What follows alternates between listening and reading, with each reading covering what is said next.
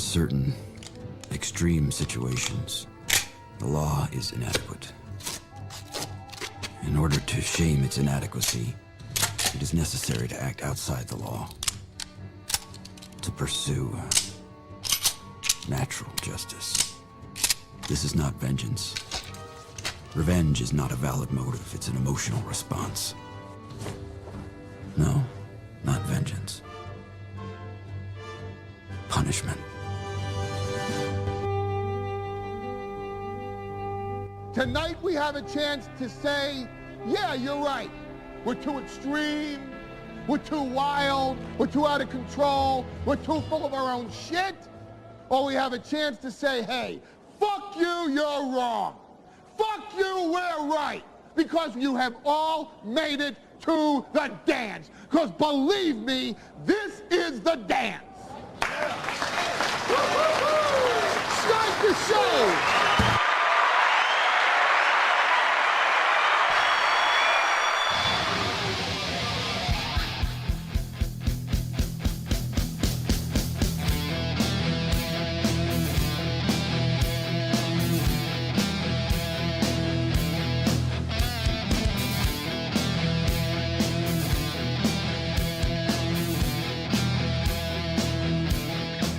Good evening, everybody, and welcome to the home stretch of the week.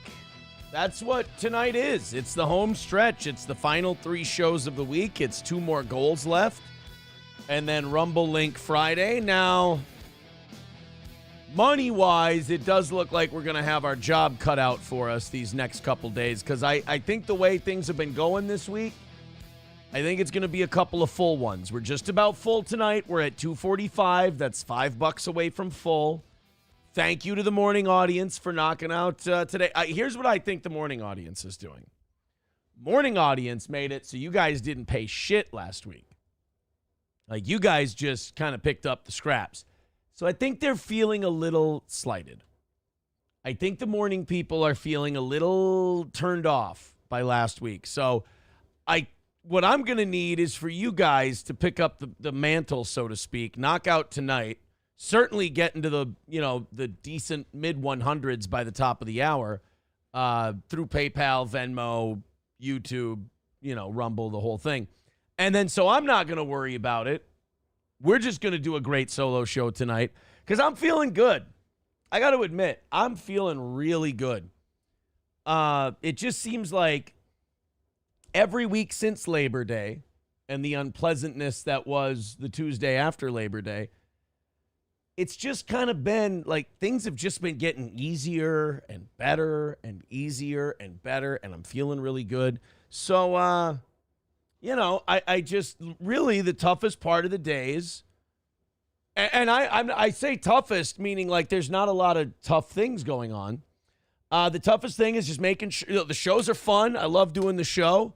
Toughest thing is just that pesky Jew part of me, that needs the money, needs the money. It's that damn Jew part. So if you hate that part, if you think that's the grossest part, just know that I agree with you, and just know that that is 100% in your hands as an audience to take care of. You guys just keep throwing in. I shut the fuck up. You noticed that this morning. This morning it was going gangbusters all morning. You didn't hear me talk about it much. If it doesn't happen, I got to poke and prod. Jack 6 says, I love him. He says, your grift isn't pathetic enough, bro. I don't mind it at all. I just wish you would try harder. All right, but I got to grift then. So I got to find something to make my cause because I'm an honest beggar. I'm not a grifter. My honest thing is, here's the show I do. Here's what we need to keep it going. Do that. I'll give you an extra half hour. I get it. You're saying like that's kind of bland. You're just going, here's the services I offer. Here's how much the services cost. I get that. I understand. So what grift could we do? We could do, I don't want to do the right-wing grift. I got to suck too much Israel dick for that one. That one's not good. I could do the, I can't do the law grift. Those guys are too smart. I watch those guys. They know shit. I don't. I could do like the University of American Samoa. Like Better Call Saul did. Maybe I could do that. And then I could jump in a little bit. Isn't that what Nick did? kind of a similar deal. By his legal expertise, you would guess it. I watched PPP's celebration video where he was in the shower. Ashton's a fucking maniac. He cut what would be a great Jake the Snake Roberts wrestling promo on the Franks thing yesterday. But it was troubling. It was remarkably troubling and entertaining at the same time. Jack Sixes says you could put your feet up and do a sock tease. Oh, so I could do like a foot grift. All right. Real Satan Claus says you could do the Saving Democracy grift.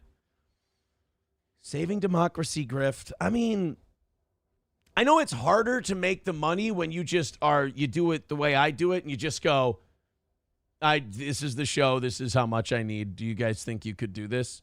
And like, I understand that's definitely more boring, but it's more honest than grifting. But you guys are saying that it'll work better. All right. You know what? I'll take it under advisement. We'll figure it out.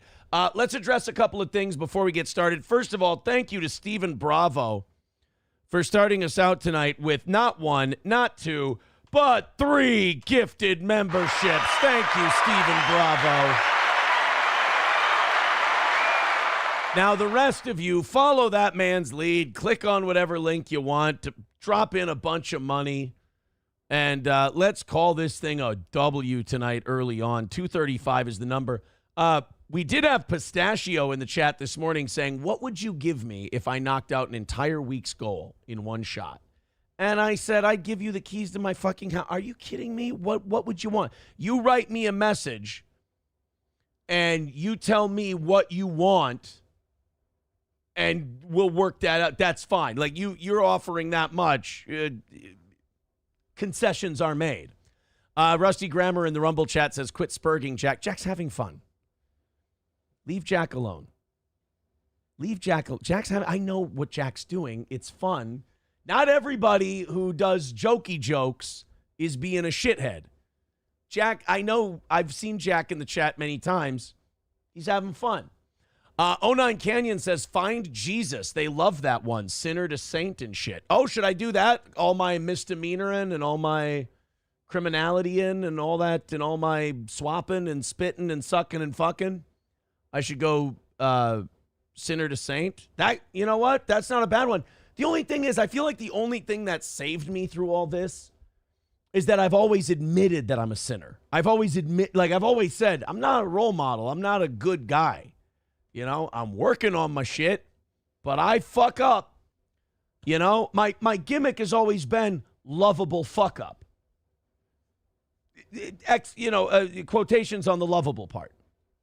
You know, the awareness that I'm a fuck up has been my only charm throughout all of this. So I don't think if I try to go sinner to saint, if I try to go redemption and eyes of the Lord and shit like that, that's setting yourself up for a fall. Then I'm going to like where Nick used to be, where he's like, I'm trad dad and this, that, and the other thing. That's just, you're setting yourself up for a fall. I like where I'm at, where I'm like, look, you're going to hear some shit about me sometimes, and I'm going to do some shit and say some shit that's going to be kind of fucked up from time to time. Just know that I'm doing my best. Know that I know when I fuck up, and know I'm going to try to do better the next time. That's kind of my thing. I don't want to go to like, I found Jesus and now I'm incredible and blah, blah. I'll never be that guy. I can't pull it off. I admire the people who can. Taste Fairy Ialto says Vikings grift. I've thought about the Vikings grift. The only thing with me is that's not a grift. I'm obsessed with the Vikings.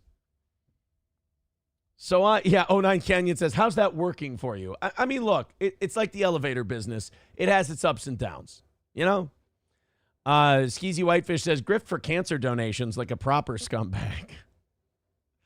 Helgi says, A-Dog has been listening to Alanis Morissette. I got to have a talk with TV's Will Heron because now he's got people calling me A-Dog. And I thought it was hilarious at first. But if it's going to stick, TV's Will Heron and I are going to have a problem. We're going to have a bit of a problem. So, no, you guys are coming up with some great ideas, cancer grift, stuff like that. I appreciate it, but we're going to have to figure something else out. All right, we got some very generous super chats coming in, so I want to get to those. Thank you guys very much for being supportive. Again, PayPal, Streamlabs, Venmo, etc. It's our last evening show goal of the week, so we get this one down to 0. We've had a perfect week for the toe in terms of the monetization of our little program here. Let's go to JT10 with $50. A fucking pinky from J. You know, the only thing bigger than a pinky is a red boy. And you know, if you wanna come in with those red boys, you holler at your boy. But those pinkies are nice. Thank you, JT10. That's awesome, buddy.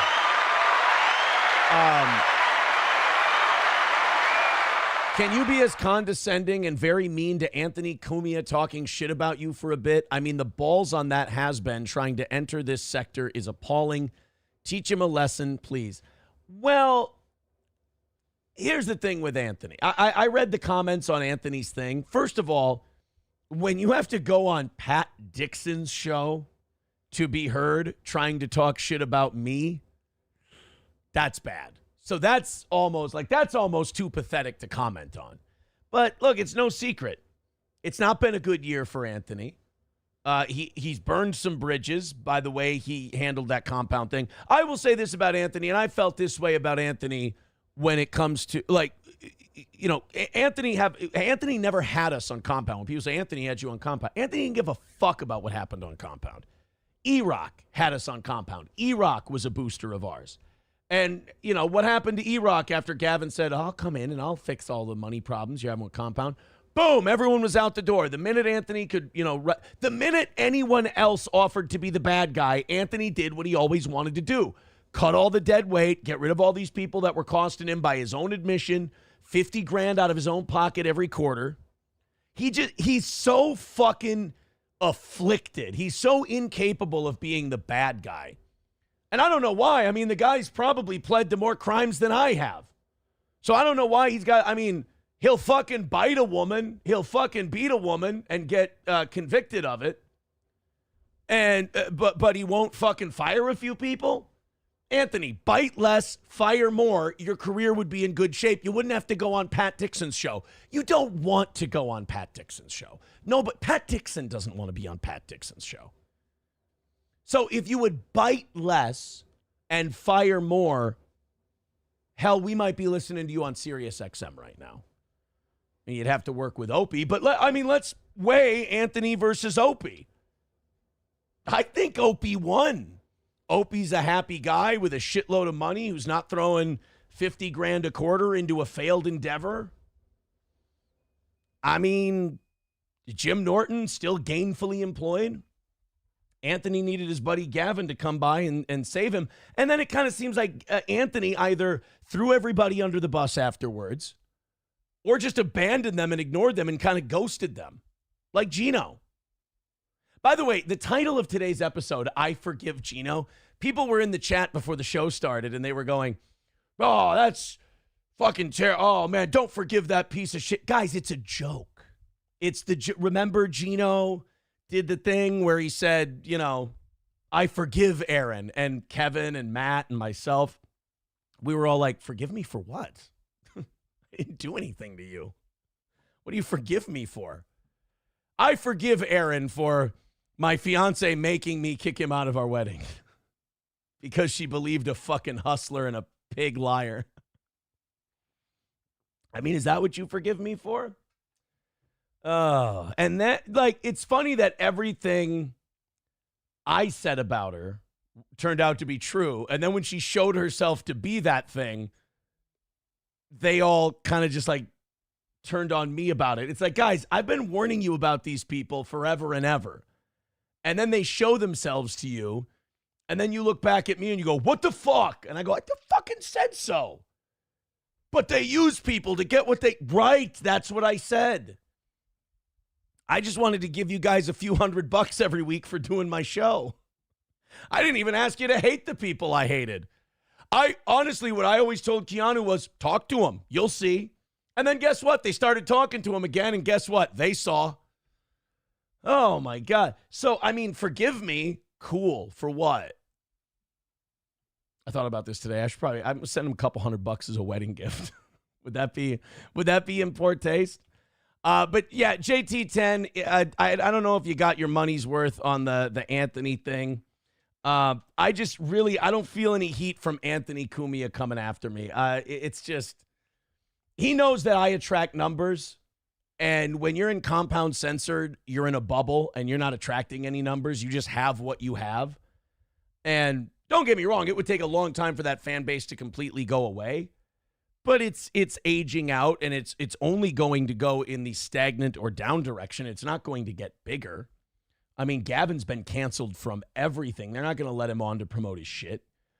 You don't have any stroke anymore. Those days are done. I respect what you did, but I don't owe anything. What was the second part of this? I mean, the balls on that has-been trying to enter this sector is appalling. Teach him a lesson, please. Teach him a lesson. I guess the lesson is fire more, bite less. There you go. He was, I guess he was on Pat Dixon, Shit Talking Ricada. I haven't listened to it. They said he was, somebody wrote that it doesn't seem like Anthony's going to Geno's wedding. Are Anthony and Geno having a lover's quarrel now? Can Anthony not fuck up any relationship? Opie, Bill Burr, Club Soda Kenny, Geno, all the compound people, Danny Brand. I mean, look, from what we saw, Danny Brand seemed like a psychopath. But, you know, you brought the fox into the hen house, and then you bit the fox. JT10 with $10 says, LOL, great job. I love it. Here is some goal loot. Ant is a hack podcaster now. He is literally the next stuttering John. In fact, I would respect John more than Ant, since John isn't a coward like Anthony. Wow. That is fucking brutal right there, respecting John more than Anthony. The John stuff has always been overplayed, and it's always been by people who needed John more than John needed them. I mean, John's a buffoon, but he doesn't deserve an entire community revolved around him. And then you look at the community that revolves around him, and it's like, it's so clear that, you know, what it is. It's a bunch of people more pathetic than John in their own lives, kind of circling around John because they need someone to point at and go, oh, that guy's a piece of shit. I mean, to me, he's never been that entertaining. Not even like on lol cow status. But a lot of these guys just saw easy numbers from it, and then they just kept exploiting it, and they got lazy. Yeah, Kevin Soundboard says, after seeing Cumia on Dixon, I don't think he's going to that wedding. What did he say about Geno that made you think he's not going to the wedding? I don't know. I thought this was funny. Buffalo Jockey, you telling people you're grifting makes you a bad grifter. Try doing an honest show like Tim Pool, New Boot Koofin. Damn. That's what I should have done. Oh. Gavin is a bootlicking scumbag Zionist. I don't watch him that closely. I always thought Gavin was funny. XJX says, did that guy just say Tim Pool does an honest show? He was kidding. He was kidding. Skeezy Whitefish says, bite less, headbutt more like a goddamn professional. I am happy that, like, basically the entire internet was like, dude, that fucking headbutting shit is so bullshit. And there's like a few people who just perennially hate everything steel toe who are like, I have to believe it's true. Like, even Geno's like, I don't believe that. It's a psycho bitch saying it. It's like, I mean, hey, tell him when he's telling lies. Jimmy married a tranny. I don't think he won. I mean, he seems like he's happy, though, right? I mean, who gives a shit who he married? He's happy. I mean, I can see where that might not be the life you want, but I mean, he seems like a happy guy. Aaron, you're too fat for the cancer grift. That's a good point. Yeah, we're going to have to lose some weight before we do the cancer grift. I recently watched some old Hollywood Squares. What the fuck happened to Stern, says Jack 6. Look, he got old. He got more estrogen in his system. Like, you You can't have bitches riding the Sibian when you're 79 years old. You can't, I mean, you got to do a different show or retire. Las Tejas says Aaron isn't cool enough to hit a woman. Geno is pissed because he never sued Compound. I don't think Geno was talking about suing Compound. I think Geno was talking about suing Pat Dixon. So I think his invite to the wedding is still on. I mean, hell, maybe Anthony can have my spot as a groomsman. Anthony, I'll give you my spot. Somebody texting in, send a gift to his just to his cunt bride. Just have Gordy fill a shoebox with his best work, wrap it, and send it. I mean, there's ideas coming in. One person texting in says, go for the Sarah McLachlan grift. Okay, so like the sick animals and the... But I'm not going to like shove pencils into Gordy's head and shit just to get sympathy grifting cash from people. That's not right either. We got to do this with some fucking class, guys. Thank you, JT10, for all the contributions. I appreciate it. We are 185 away from tonight. You guys have already done a pretty good job. What do you say we keep that going?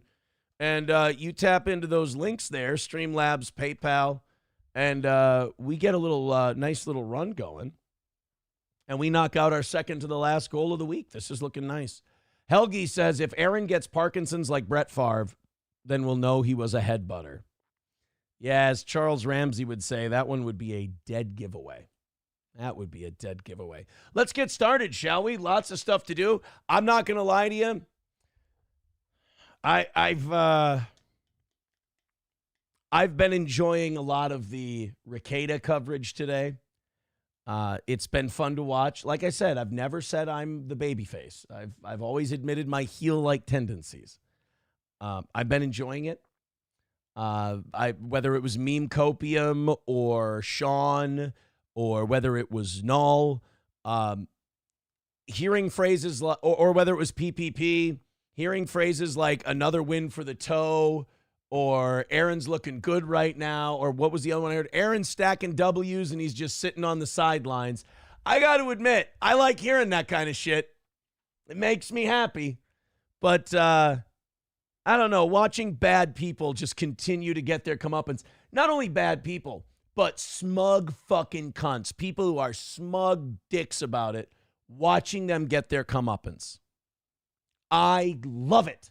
I can't get enough of it. I finished Sean's show today. I watched Meme Copium.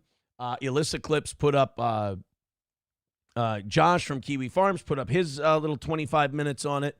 And then I watched that. Have you seen that Google AI rise and fall of Nick Rekieta thing where two AI podcasters cover? It's really good. It's on, I think it's on Alyssa Clips channel.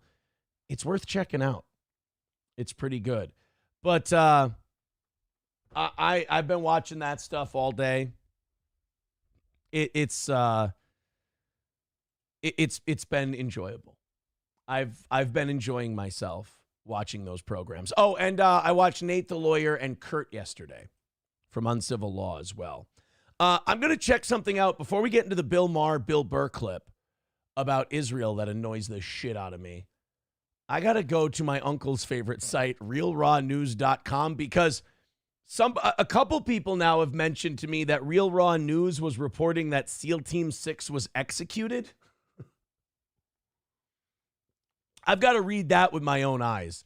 Let's check it out. Well, that's not what it says. Navy SEALs find and trash Sean Diddy Combs' adrenochrome stockpile. Wait a minute. I thought Real Raw News was a conspiracy news website. That just sounds incredibly reasonable to me. Navy SEALs find and trash Sean Diddy Combs' adrenochrome stockpile. I mean, I would believe he has one. I would believe that it can be destroyed by military members. That's actually the most reasonable reporting I've ever seen Real Raw News do. Remember, the last time we checked in on Real Raw News, they were reporting that Stephen Colbert had been executed down at Gitmo. So I'm guessing a fake Stephen Colbert is doing his show now. Marines stop more illegals from voting in Virginia. Okay. Special forces kill deep state operatives seeking to silence Sean Diddy Combs' acquaintances. Oh, fuck. So, like, the special forces are killing people before they can kill Sean Diddy. Wait. Special forces are killing deep state operatives because the deep state operatives are trying to kill people who know Diddy to stop them from speaking out. Oh, okay.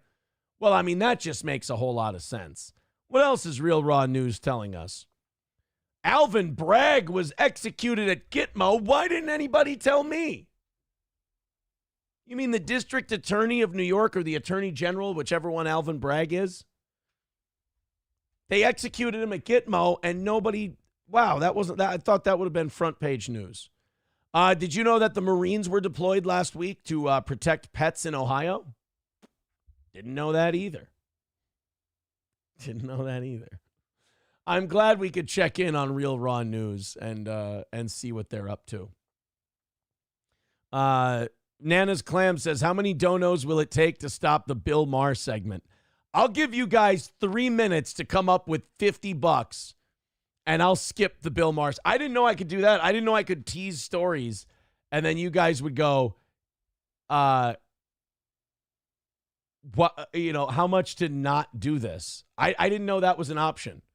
If in the next 3 minutes you guys come up with $50, Streamlabs, PayPal, Venmo, Super Chats, etc. If we clear 50 in the next couple of minutes, I'll not do the Bill Maher, Bill Burr thing. I guess. I mean, to answer your question, Becky, I cannot talk about that. Thank you very much for the $2, though. I do appreciate it. Please respect that. The pets in Ohio are being trained by the Marines, said Fauci's pangolin. Oh, yeah, like Jesse Ventura's Presa Canarios. They were trained by the Navy. They were trained by the Navy SEALs, my Presa Canarios. Nana's Clams wants everyone to get us $50 in the next 3 minutes so that we don't do the Bill Maher, Bill Burr thing. All right, well, you got 2 minutes left, Nana's Clams. If everyone agrees with you and it gets to that, but why don't you do it? Don't sit there. Here's my thing. Don't sit there and bitch about the content and go, how much would it cost to not do that content? Then when you get the answer, go, all right, I'll just sit back and see if someone else will. Because I know when they don't, you're going to complain.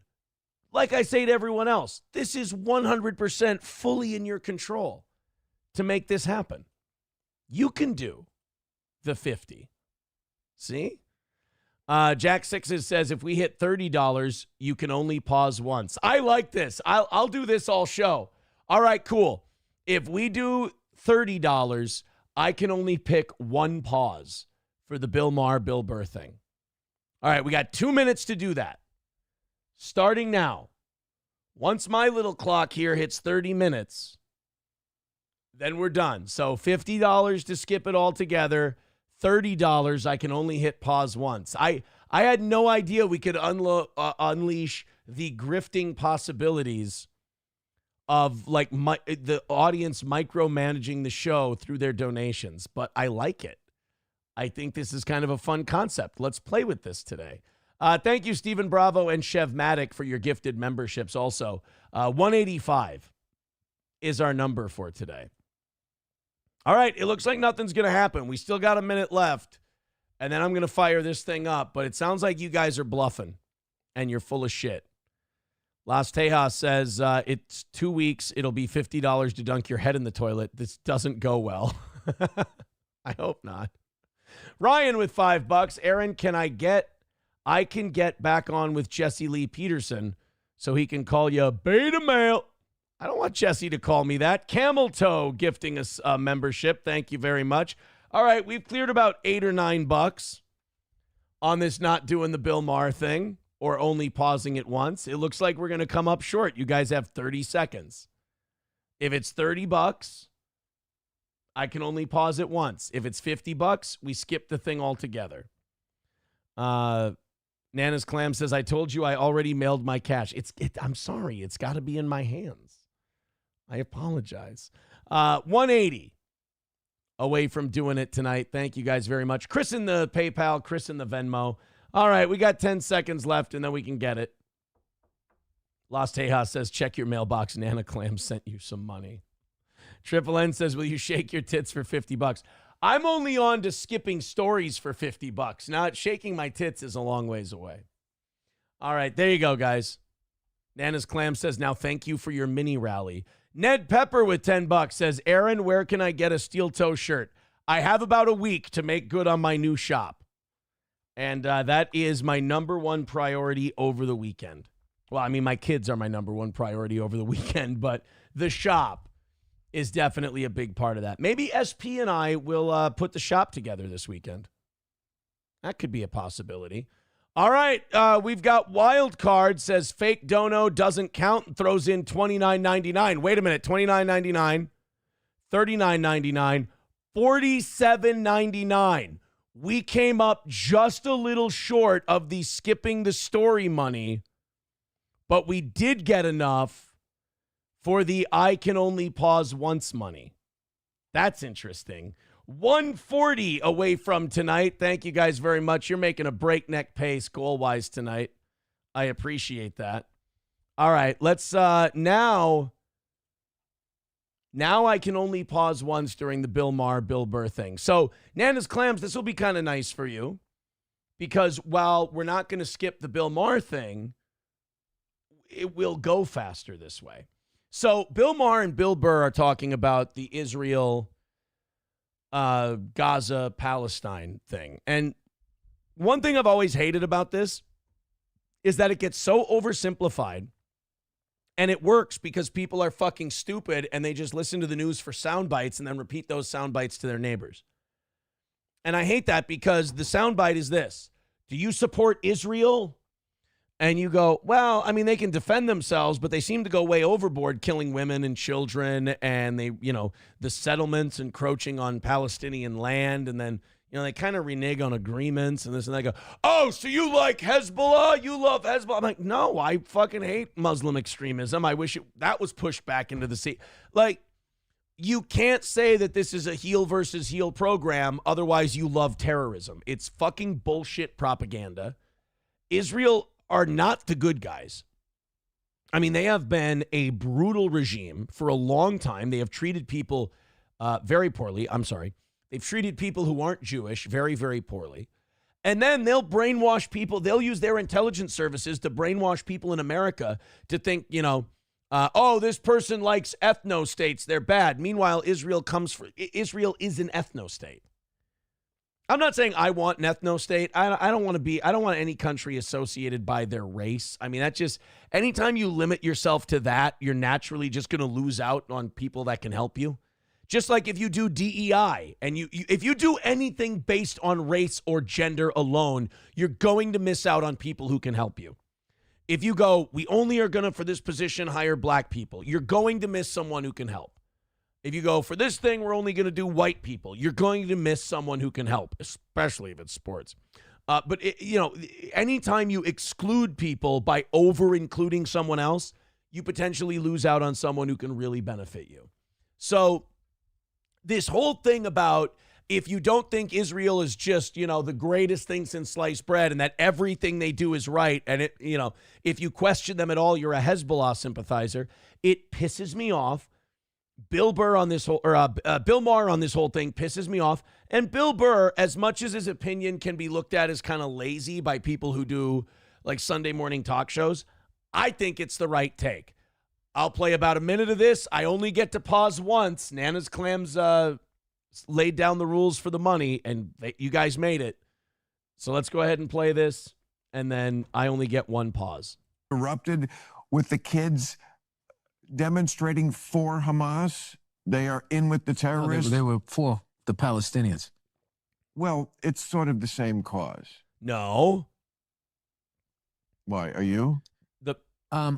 I'm on the side of the kids. Right. The Palestinian that's women easy to are say. children are different than Hamas. I turned it down. I didn't pause. This is a war. That was very brave of you to say that. This is a war. No, I'm the one who's actually brave on this. Of course, Bill. Pat yourself on the back. It's easy to say I'm for the kids. Who's not for the kids? Well, it comes down to real hard-nosed decisions. Like a country. Stop talking like you're a general. A country got attacked. Israel got attacked. I'm not saying that they didn't have a right to go back. I'm just sitting there going like, Israel's been infringing the only on country in the Palestinian world land for that, decades. They get attacked, and then as soon as they counterattack, it's like, well, we got to stop this shit now. Don't attack them. There's a very simple solution to all this problem in the Middle East. Stop attacking Israel. Hey, you Stop just solved attacking it. Israel. You just solved it. All right, now I get my one pause. I fucking hate that. Like, it's that simple. Stop attacking Israel. Israel does fucked up shit, and they do it in a very passive-aggressive fucking way and then cry victim when they get hit. They're just like the United States.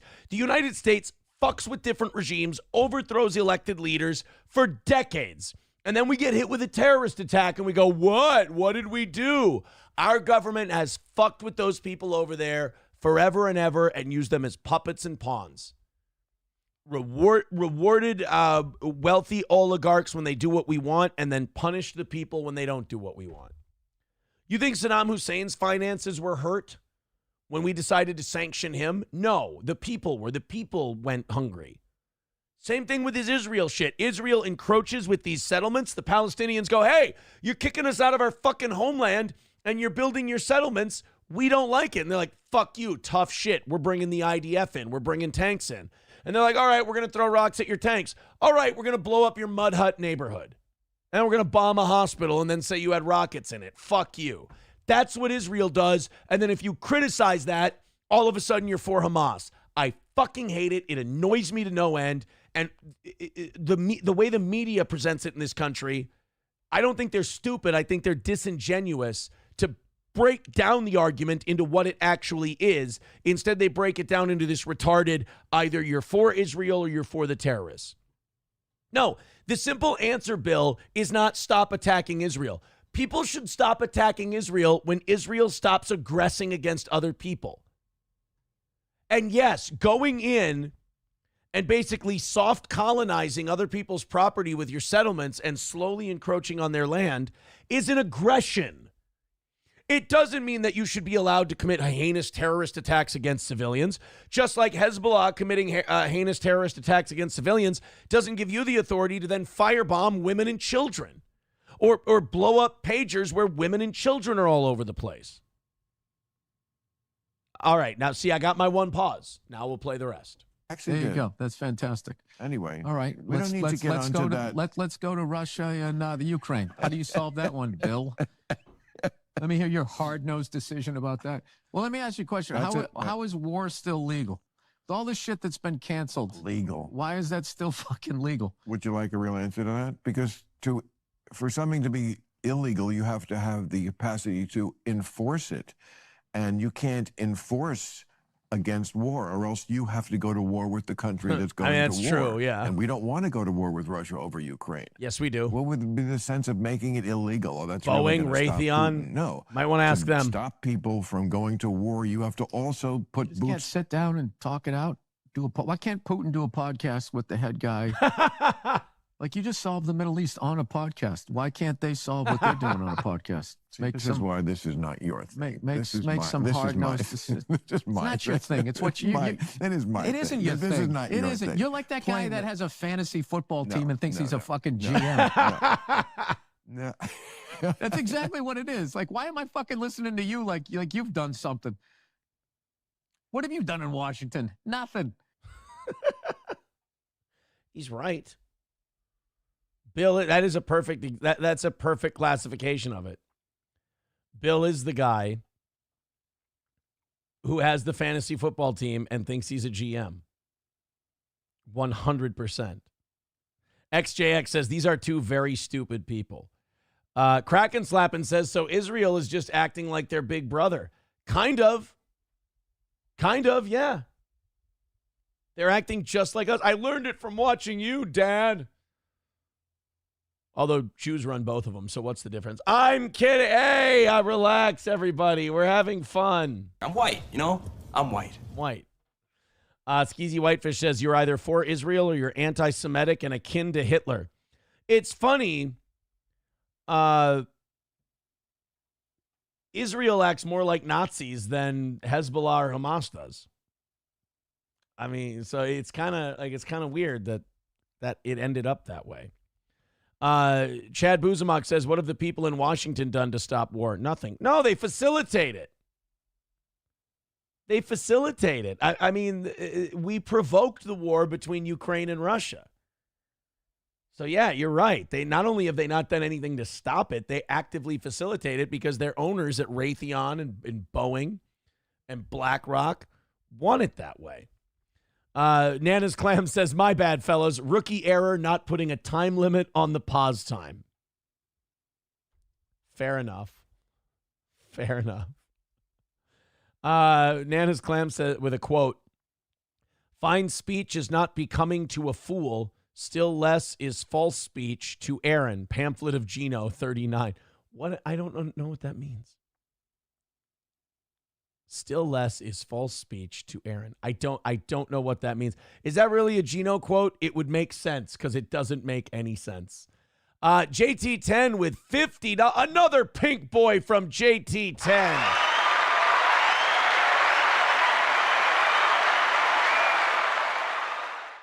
Says, I was rebooting my modem. I was trying to say total Kumia destruction, please. Well, I thought that's what I did the first time. I thought I handled it pretty succinctly, actually. Are we? If you're not satisfied, let me know. I can do more, but I thought that was pretty. I felt pretty mean while I was doing it. I felt like I was pretty mean-spirited. Gray Duckling with $2 says, I like Corey's take. Turn it all to glass. Is Corey back to podcasting? Did Corey start streaming again? That would be awesome. DS with $1.99 says, does anyone else notice the number of Raytheon ads? NDC. Are there a lot of Raytheon ads? Huh. Yeah. Treetop Armadillo says, I've seen this clip. Bill is 100% right. It's Bill Maher and Bill Burr. Which one? You're leaving me in suspense. Do you mean Bill Burr? Because I agree. I thought Bill was very good in that clip. Hey, thank you guys very much. We're 105 away from tonight already. Thank you very, very much. 109 or 105 is the number. Everybody just click the PayPal, Streamlabs, and Venmo links. Let's call it a win. Let's not only call it a win, let's show those morning people that you can fuck them up too. Elza Belza says, that is the longest Aaron's went without pausing. Quite refreshing. Maybe we'll get more than 2 stories an hour. Pay me and see what happens. All right, I wanted to play this. This is just a quick, short interruption. And it just reminds me how fucking awesome being a wrestling fan in the 90s was. I don't know how many of you have watched the Vince McMahon documentary yet. It just came out today on Netflix. I have not watched it. I haven't seen the Vince McMahon thing yet. I'm excited to. Husey fucking hated it. But then again, Husey also said that Anthony Joshua was the best heavyweight in the world. That didn't work out so well against Daniel Dubois over the weekend. So I'm still excited to watch it. I think it should be interesting. Vince McMahon hates it. He's telling people to beware of their fallacies and their negativities and everything else. I think if Vince hates it and the WWE hates it, then it'll be considered good. But WWE and Vince both gave Netflix editorial control over this documentary, and Netflix has a very lucrative deal with WWE to bring Raw to Netflix. So I don't think they're going to fuck with WWE too hard in this, and I think they're going to bury Vince McMahon. I think that's the way the whole thing's going to go. JT10 says, more Kumia breakdown, please. I mean, what else is there to break down? He really doesn't do anything anymore. I'm not yelling at you, JT10. I'm saying, like, I don't know what else there is to say. I mean, he's done. He's behind a paywall, first of all. He hasn't put any effort into that show in a long time. I actually thought Geno and I did better shows than he did when we filled in for him. It's more than time to retire. He's kind of become what he always bitched about with Howard. Just kind of mailing it in. We also we get it. Black people, bad. I mean, we don't really need to harp on that anymore. What else is there to say? I mean, it's what they're doing is an outdated model of doing things, the paywall and everything else. I mean, the model kind of changed. So I don't know what else to tell you. I mean, I'm happy to talk about it, and you pay me, so I got to listen to the paying customers, and you've been very generous tonight, so thank you. A million times thank you. That makes us 100 away from tonight. Thank you, JT10. And yeah, to anyone who's like, well, weren't you on Compound? I mean, don't you owe? That was E-Rock. E-Rock put us on Compound because E-Rock was the only guy who gave a shit about trying to attract more audience to that thing. Anthony was happy to just show up, la-di-da, do his show, not give a fuck how the business was doing until he had to start writing his own checks and put it into the business. And then it was too late. But I was told by Geno regularly, I was told by E-Rock regularly, when you guys come in, when Steel Toe comes in and you do a show, our memberships, our subscriptions go up. They even told me that the people that they had given shows to before, they didn't see a rise in subscriptions, and then those people got really pissed at us when we got a show on Compound and then kept getting shows on Compound. I think we did like 6. And E-Rock said the reason was very simple. When we were on, more money came in. That's pretty cool. That's awesome to hear. Restless Tom Jesamando with $2 says, what are 4 core things you believe in? Fuck, man, that's a good question. That's actually a question that could embarrass a lot of people, myself included. 4 core things I believe in. Wow. Do they have to be 4 core things I believe in, but yet, like, I still fall short with myself? Like, I still struggle with them and I still fuck up? Because, like, honesty is a big one. I'm not always the most honest guy. I fuck up, but honesty is a big one. Family. My family. I've done a lot of things that are bad, and the only thing that kind of made me pull up and pull the nose of the plane up was my family. 4 core things I believe in. Wow. Non-aggression sounds libertarian and gay, but I'll say that. Whatever. And, you know what I'm going to say? This might sound gay as well. I'm finding out that I'm very gay tonight. Community. Because I see what happens on the internet, and it's a lot of just like really bad people. And I shouldn't say bad people, a lot of ugly people who have just kind of given in to their ugliness.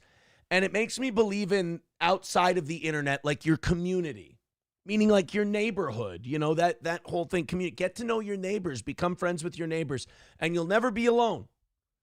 I walked over to my neighbors to watch the Vikings yesterday.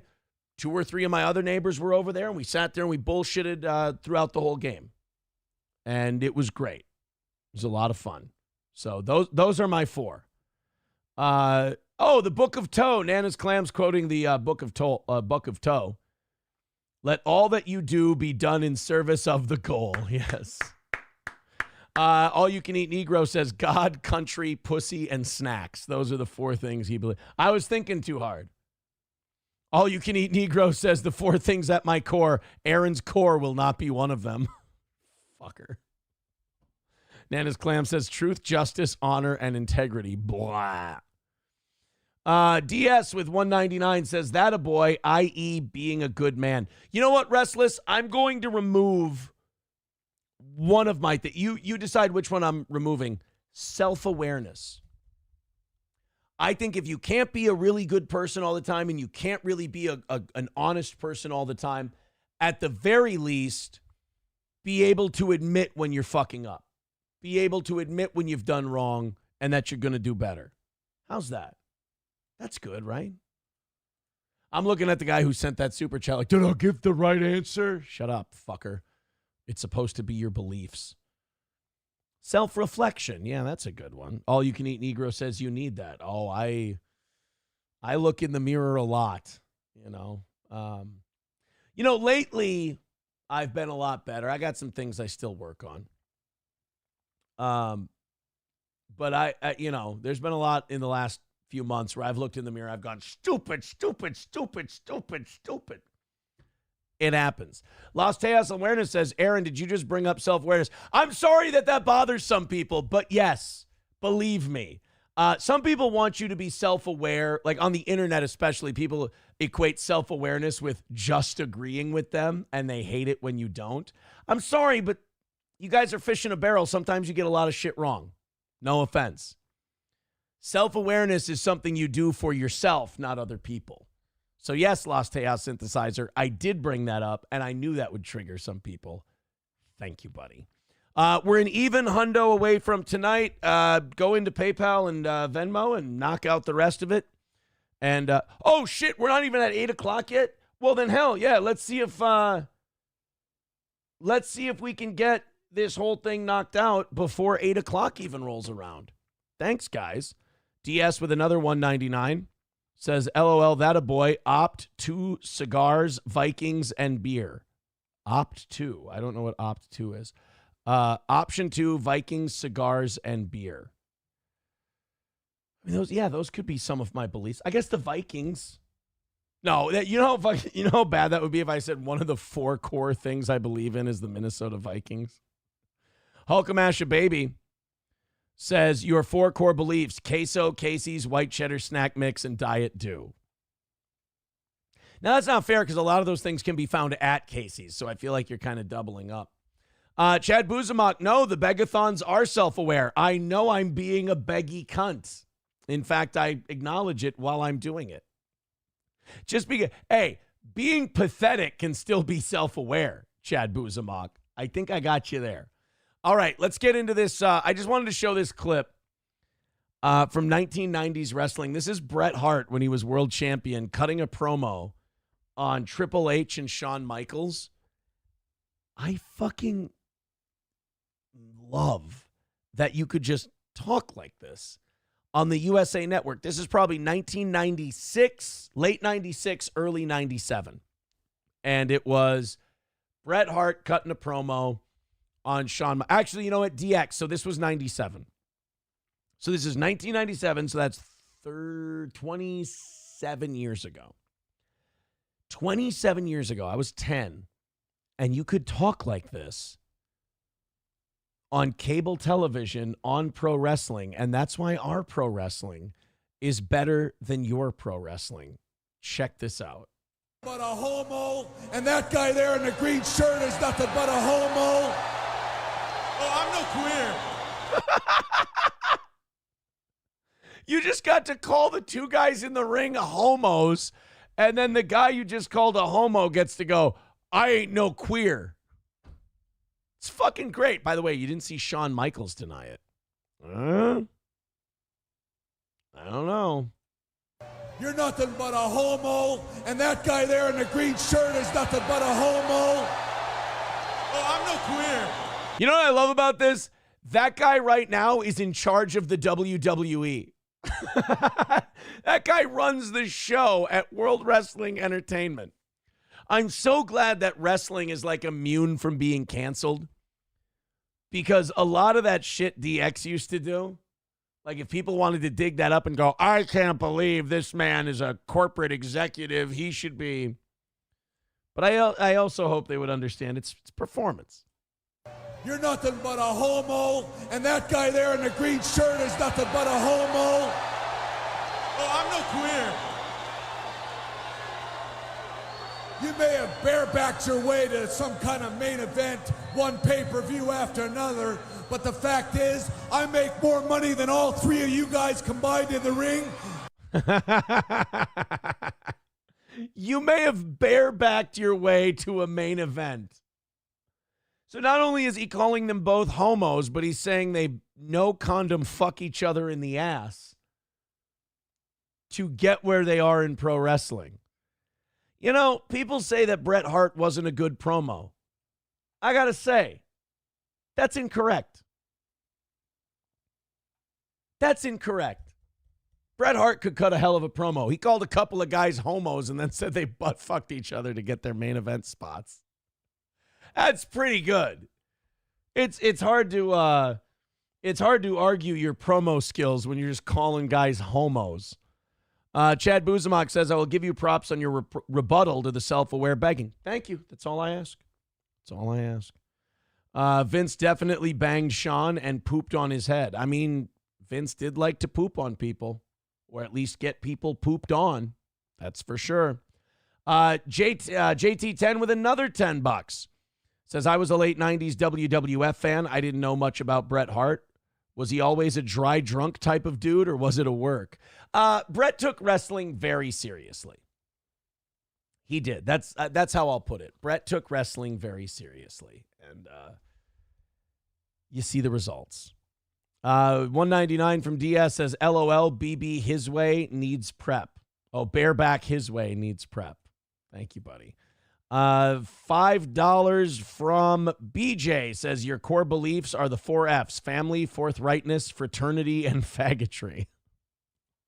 Thanks, buddy. You know, as I was reading those, I was like, there's going to be a joke in there somewhere. He's not just going to say that I'm all about family and this and that and the other thing. You know, I knew it was coming somewhere. Knock another 15 off tonight's goal. Guys, you guys are only $85 away. YouTube is hopping tonight. Hit like, hit subscribe. Thank you guys for the super chats. I am this close from putting those super chats up on the screen. One of two things. I got something for OBS Streamlabs, or I may bite the bullet and go with StreamYard and display the super chats. People are, I can take Kevin Brennan's advice. He's like, you got a lot more super chats if you put them on the screen. He might not be wrong. That might be an accurate statement. Another accurate statement is $85 away from hammering out tonight's goal. You guys are the most generous people in the world. I appreciate it. That means we're only $85 away from not only another win for the toe, but also a perfect week of evening shows. Thanks, kids. There was, like Triple H's promos in WWE are, I mean, they're fucking, you could bring them back and watch them now, and you would go, this man's not allowed a job in corporate America. DX funniest moments. Where's the, you could do the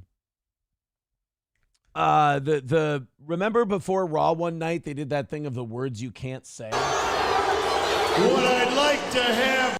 Look at how many signs they used to bring to fucking wrestling. This was when you watched on Monday night. You know what's funny about this is Ravishing Rick Rude. He couldn't wrestle anymore because of a back injury. But Ravishing Rick Rude, you look at him right there and you're like, oh my God, he's got to be in his 50s, right? Those wrestlers who were big in the 80s, they did so many drugs and they drank so much and they traveled up and down the road so much. I mean, I bet you Rick Rude is in his 40s right here. I bet you Rick Rude is not much older than 43, 44 years old. And he looks like like your dad when you were in high school. 1997, Rick Rude, let's see, Rick Rude death. 1999, he was, oh my God, he was 40. Ravishing Rick Rude was 40 when he died in 99. That promo was in 97. He was 38 years old. This is a 38-year-old Ravishing Rick Rude.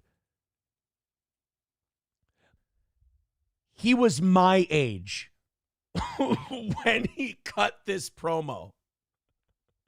Ravishing, and he's in makeup for television, and he's my age when this was made. He legit looks like he's in his 50s. Fuck, did those guys party hard in the 80s. Jesus Christ. Farley Fun Trivia Channel with 199 says, watch Aaron's video where you headbutt April. Yeah, because that exists because it really happened. Thank you for proving my point, Farley. I appreciate you being here, buddy, and being on my side. $1 from Honky says, Mary and Pippin were found in the crops of Farmer Maggot. Play Brennan's clip of what he'll do to Geno. Oh, Mary and Pippin were found in the crops of Farmer Maggot. I'll fucking kill you, you fucking faggot. There you go. I didn't realize what you were doing. Even today in the ground, Rick Rude still looks better than you, said Chad Buzamak. It's the lead paint that all the boomers ate, says Ananalas. Yeah, it tastes very Ialto. Rick Rude is the only guy to be on Raw and Nitro on the same night. That's true. That's true because Rick Rude signed a contract with WCW. WWE was taped a couple weeks in advance, and Nitro was live, so he was able to be on both. Oops. Let's do this story out of... Where the fuck is Chatsworth? Where the fuck is Ringgold? Trenton? Trenton. Pennsylvania, New Jersey? Trenton. Where's Trenton? We can do this, guys. Trenton City. New Jersey. Okay. So this one's in New Jersey. A police officer there was caught on camera. Remember yesterday we had the story about the cop shooting the pit bull and the family was pissed off because they got the body cam footage and the cop was like laughing about it and joking about it with the firefighters. The problem was the dog was like growling and barking at the firefighters and they couldn't get to the fire to put it out. So the cop had to come by and shoot it. The problem is afterwards they thought that was fucking hilarious that the family was going to come home to a burned down house and a dead dog. Not the most sensitive thing in the world. Also a good example of why body cams aren't always the best thing and we don't need to know. Another example of shit maybe we didn't need to know is in Chatsworth, New Jersey, a cop was caught on camera killing a chicken. Now, killing a pit bull in service of helping firefighters get to a fire, I can understand.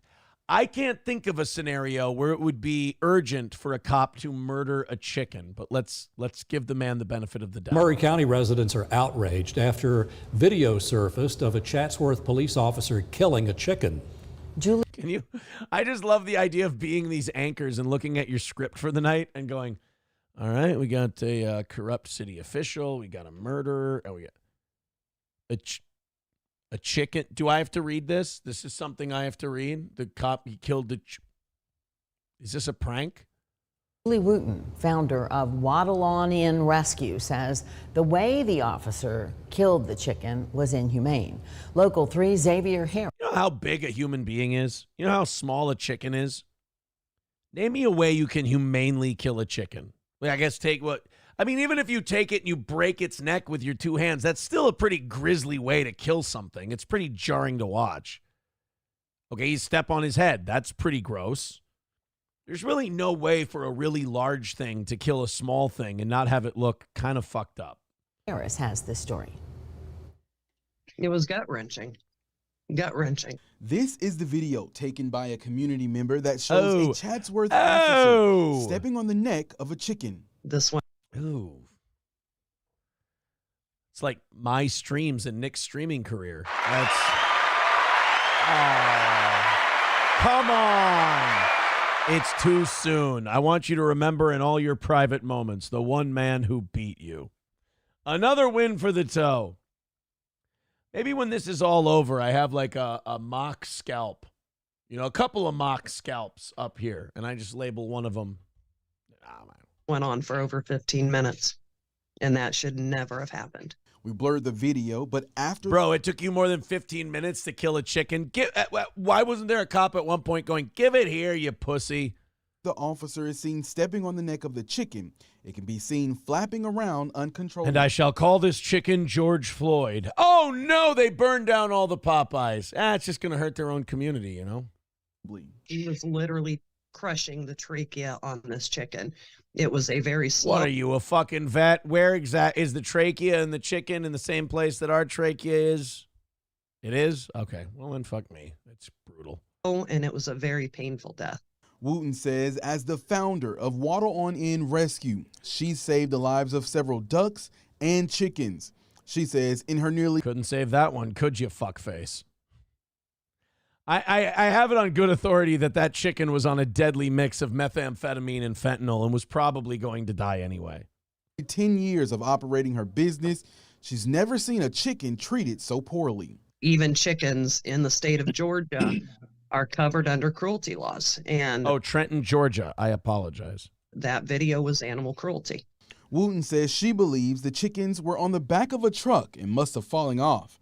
On top of killing the chicken inhumanely, Wooten says the location of where it happened wasn't the best. families and kids saw this, saw it in real time. Wooten says she met with Chatsworth Police Chief Josh Etheridge to see what could be done so this doesn't happen again. I mean, that's kind of bullshit because, like, that the police chief has better things to do than, like, oh, one of my, like, what if, okay, let's say the chicken fell off the truck and, like, broke its leg or injured itself or whatever, and it's suffering and the cop has to put him out of its misery. And by the way, would the news stop fucking showing this?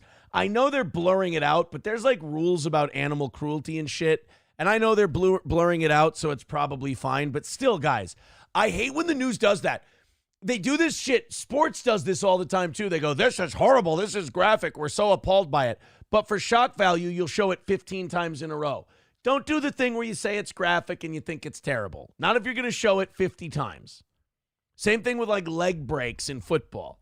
Don't talk about how disgusting and nasty and horrible it is and then play the fucking leg break 900 times in a row. It does. I don't believe you. When I spoke with him, he was remorseful. So what he's going to do is he's not just going to retrain. I'm sorry, guys. I'm not putting the video back on because all they keep doing on a loop is showing the fucking cop stepping on the chicken's head. That one officer, he's retraining all of the officers on what to do and what not to do. We reached out to Chief Etheridge for a comment and have not yet gotten a response. You know what? I have a theory. I'm not trying to play devil's advocate. Hoo-ah. He's an absentee landlord. I'm not trying to do that. But I'd be willing to bet that this chicken fell off the truck.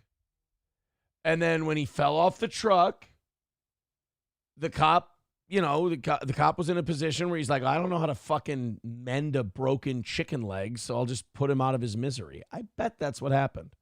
Wooten says, while many people consider chickens as a food source, she says they should never be killed in such a harsh way. It's not okay, and it's not okay for the people that had to witness it, and it's not okay for people like us that literally devote every second of the day in order to save animals.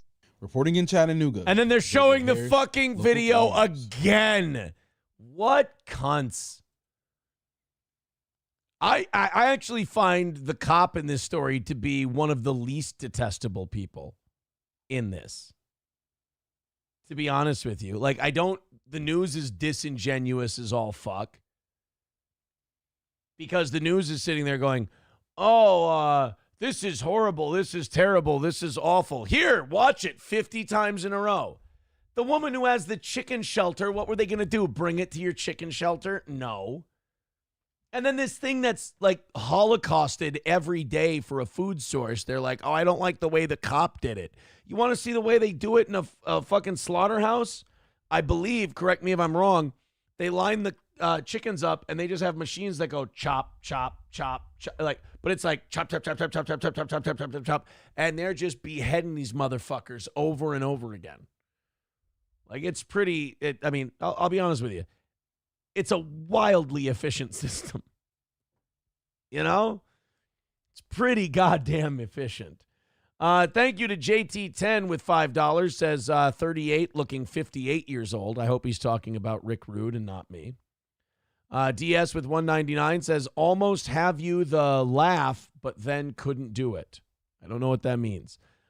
DS with another $1.99 says, geez, brother.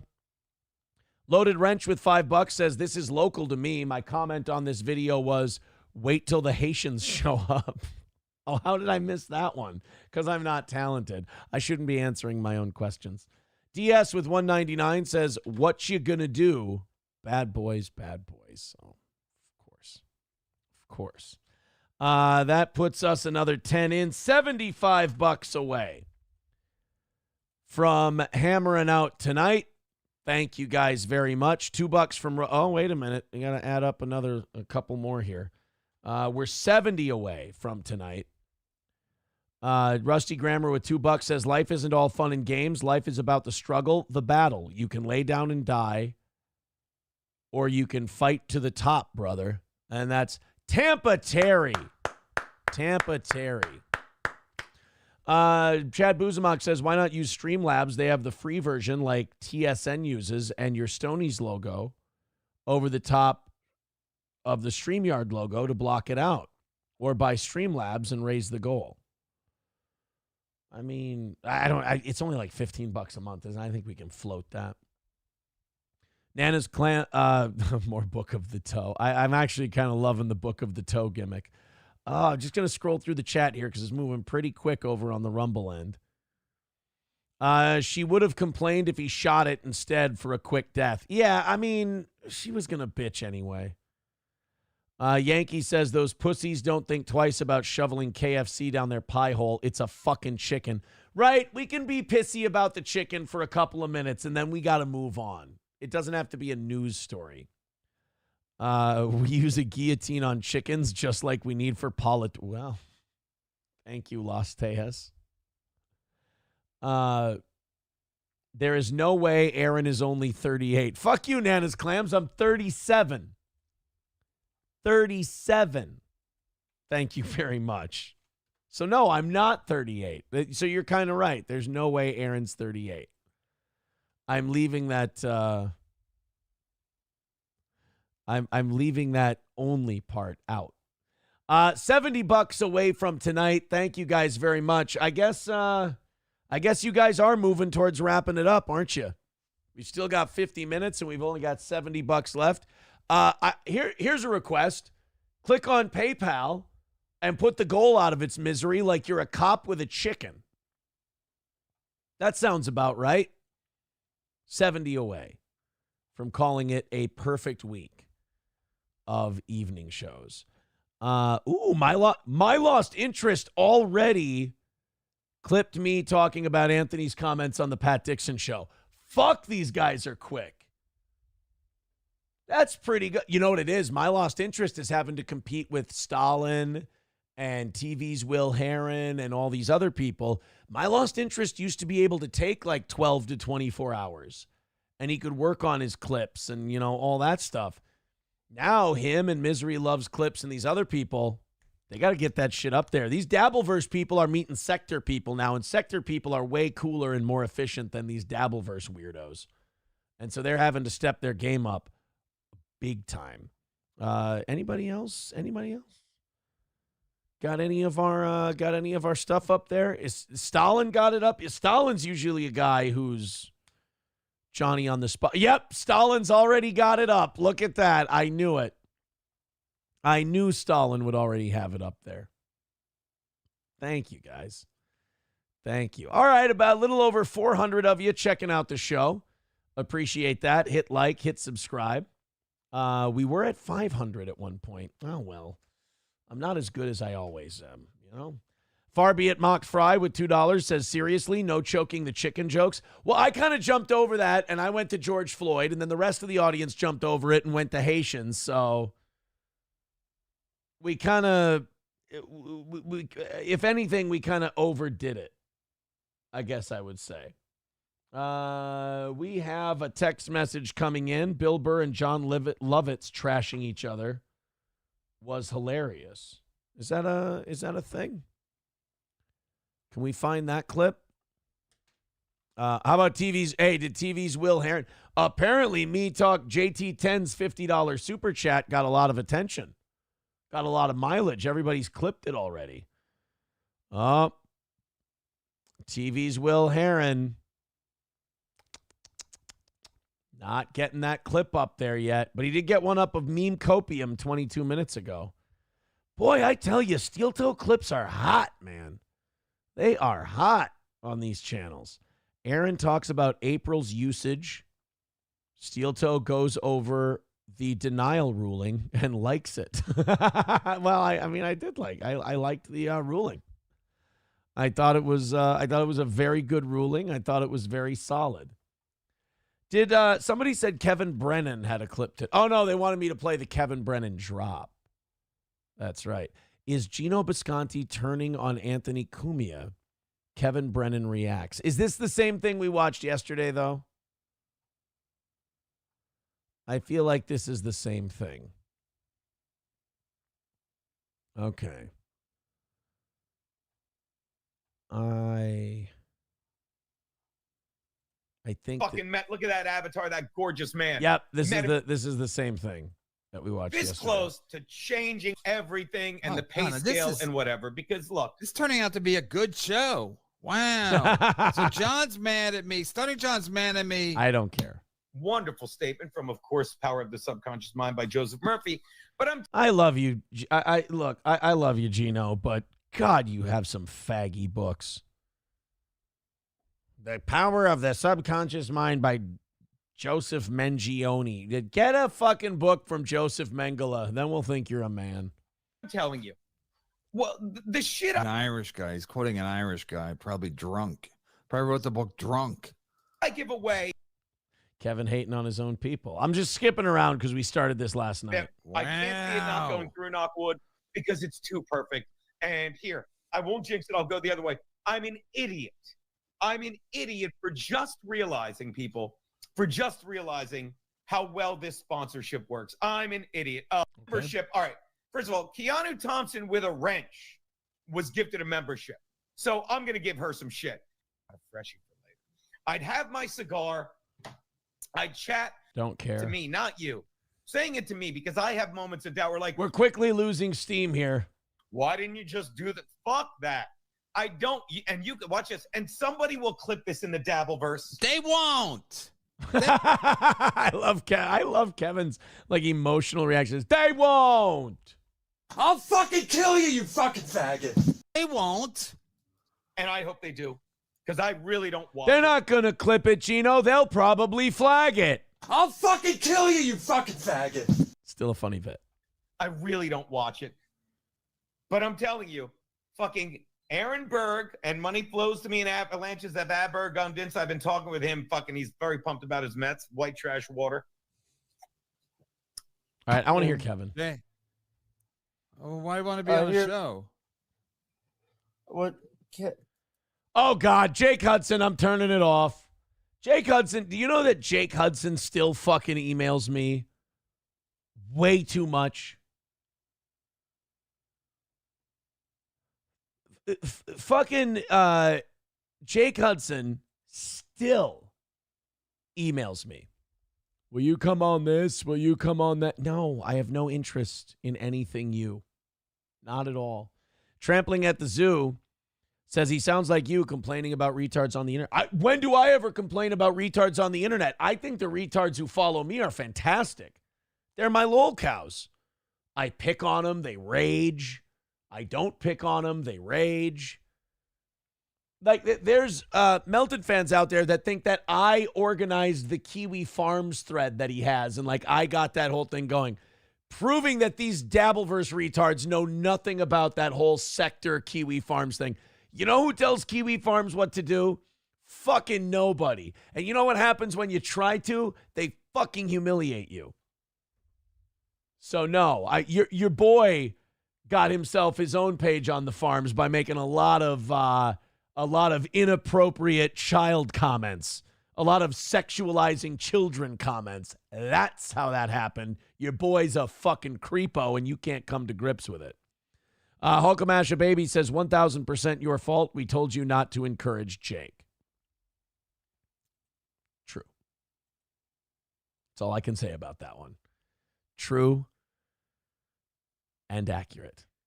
True and accurate. Somebody in the Rumble chat, Nana's Clam says, poor Geno, this sudden income collapse is not going well. That's okay. I'm sure he has plenty of savings. You know, I don't want anybody, like, this is all just stupid internet shit. I don't want anybody to go through financial hardship, but, you know, shit happens, I guess. It's a lot easier to be empathetic to people when you feel like they haven't kind of been dishonest and shitty. However, I think it's when people are dishonest and shitty that's the kind of the time that challenges you to be empathetic and a better person, because I believe they call that growth in the business. Sam Show says Melton wanted to be famous and he got what he wanted. I thought the Nick interview was worth it, Melty. I hope the Nick interview was worth it, Melty. Yeah, I still don't know who that's a worse look for. It's a bad look for both of them to be associated, but I think it's a worse look for Nick. Los Teos Synthesizer says, everyone's going through financial hardships. Don't you get that? Goalie, goal. Hey, Didn't Geno say yesterday that if you don't contribute to these shows, you'll get poorer? I thought that was brilliant. I thought that helped me a ton. You hear that, guys? $70 away from today's goal, and if you don't contribute to the show, you get poorer. Sure. Let's go with that. Trying times are times to try harder, says Nana's Clams. Fucking brilliant. Fucking brilliant. Buffalo Jockey says, personal growth. Enough with your homotherapy talk. He's right, you know. You guys, oh, God, you wouldn't believe what we talked about yesterday. Yeah, I'd make you fucking sick with what I worked on yesterday, with what I felt I needed to work on for myself to be a better person, friend, partner, whatever. You would be disgusted by all the therapy talk yesterday. Oh, I don't, you know, if I told you the conversation we had yesterday, an old therapy time, you guys would go, you'd call me the gay F word. Not that that would be different than any other time. But oh boy, did Aaron opened an old vein, and Aaron wanted to learn about some things about himself, and the old therapist asked me questions, and that's what I kind of like about therapy is nobody tells you what you are. You just kind of reveal to yourself what you are because it's Jewish mind control. And they just ask you questions, and you just keep answering them, and they'll go, once in a while they'll go, you see that right there, and you go, oh fuck. And like things you've done for years and years that you didn't even realize you were doing or why you were doing them. You just, boom, they hit you, and then they go, and then your therapist goes, I can now teach you how to handle those things in a different way, and then you can practice that. Chad Buzamok says, do you go see a human therapist, or is it a phone call thing like BetterHelp? Is it helping you? It's a video conference. It's a face-to-face thing. The problem is, like, ever since COVID, to the letter, every therapist I talked to, even if they were local here, preferred to do the video sessions. They didn't like the in-person, in-office sessions. A lot of them didn't even offer them, which I thought was strange until I talked to other people, and they said, nope, that's how it is. I know a lot of people who do phone therapy. I don't think I could get that. That's not a connection enough for me. I do need the face-to-face. But works for everybody different ways. 09 Canyon. Oh, and Chad Buzamok, is it helping me? Absolutely. If you look at, if you were to see in my personal life, I mean, on the show, I don't want to say I'm doing a character, but I'm performing. I'm doing a show. It's a different me. But personally, where I was in early May, and mid to late May, I'd say where I was in May in general versus what happened to me over the summer, I feel really good. I feel a lot better about myself and how I am. Chad Buzamok says, don't matter which one, I guess, as long as you believe it, they tell you it's helping. Give it a shot. I think everybody, especially people, internet people, give it a shot. It might surprise you.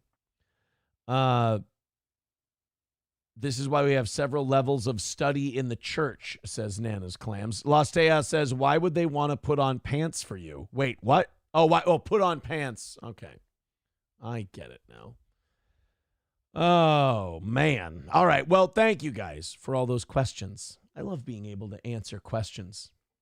You know, the only reason I decided to start getting into this business is to help people. $70 away. We have stagnated, but we're still in a good spot. Thank you guys very much. $70 away from tonight's goal. Just a simple $70 away from another perfect week for the toe. And anything after 70 goes to the morning crowd and the final goal of the week tomorrow. And those fucking morning show people who disrespect you all the time. Shove it up their ass, you know? Streamlabs, PayPal, Venmo, get in there. Super chats, Rumble rants. Let's get that last 70 taken care of. And we'll do 30 minutes of overtime for ye. Voters, I love this clip. Voters were asked at an MSNBC town hall about January 6th. Now, remember, we've talked about January 6th before and like how the media views it. There's no better example of how the media lives in a bubble and doesn't understand how regular people live their daily lives. A lot of people in the media, especially like, say, MSNBC, which is where this clip comes from, they think that all of us give a fuck about January 6th. They think that we've all bought the narrative of, oh, it was the Civil War times 9/11 and a cousin to Pearl Harbor. And it was one of the worst days in American history, and we were all scared and pissing our pants, and this was awful. We don't. No, most of us don't give a shit about January 6th. We kind of know what it was. It was overblown, kind of staged. Ray Epps, the whole thing. But MSNBC is still bringing it up 3.5 years later as part of the 2024 election. The responses they got when they asked a bunch of union workers, they brought Alex Wagner, and Alex Wagner fucking sucks, but Alex Wagner went to a meeting with a bunch of union workers and asked them about January 6th, and the answers were awesome. Talk to me about your level of interest in the criminal charges and so forth. February 6th? January 6th. There you go. That's how much regular people give a fuck about January 6th. They don't even remember what date January 6th happened on. What do you think about January 6th? Oh, you mean that thing that happened on February 6th? No, did I got the date wrong. Sorry, I forget when January 6th was. So I remember that day. I know he was the standing president. I'm not familiar with the charges that are being brought against him for that. I'm not following that charge or I know there's multiple court cases going on. I'm just not familiar with it. I mean, he doesn't give a fuck. And that's what I love. I love when Alex Wagner and these other people who are propagandists and have a point of view that they want reinforced by these people. It's so much fun. They do the wife and girlfriend thing. You know when you have like an abusive wife and girlfriend? I've had one. And they do that thing where they ask you a question, you answer the question, but it's not the answer they wanted. So they weren't even asking you the question to be like, because they gave a shit what you thought. They were doing it to have their own bias fed. And then you answer it wrong because you're answering it honestly, because you thought that's why they were coming at you. And then they keep re-asking you the question. It's a total passive-aggressive bitch tactic. And it's something that people who are very manipulative try to do to you. That doesn't sound like it's going to be a factor in deciding who to vote for. Yeah, that's what he fucking just said. Are you sure it's not going to be a factor? I mean, because it was a very serious... You like Jerry Lundegaard. Ma'am, I've answered your question. No, I'm just not familiar with it. I mean, that doesn't sound like it's going to be a factor in deciding who to vote for. No. Okay, so when I say January 6th, what do you think? It's a conspiracy, it's an inside job, and it's a goddamn Illuminati setup. Like, oh, who brought Alex Jones in here? Sorry, I look like a union worker these days. Oh, I just remember seeing it on the news, like all the riots and stuff. Don't really know what it was about or what happened, though. I fucking love these guys. You're asking a bunch of union workers what they think about some bullshit 3.5 years ago. They don't give a fuck about that. They care about their wages, their pension, their budgets, their families. They don't think about January 6th. Only pussies and retards at MSNBC still think about January 6th. How did it make you feel when you saw it? I don't know. I don't really feel any way about it. People showed their emotion, I guess. Probably in the wrong way, but it happened. God, is that fun to watch. I still love watching the media. I know it's circus. I know it doesn't mean anything. I know it's not going to move an election. I know it's not going to change.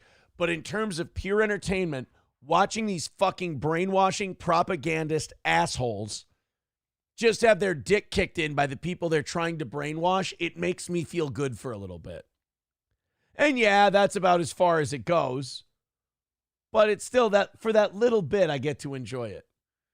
Oh, I don't really care.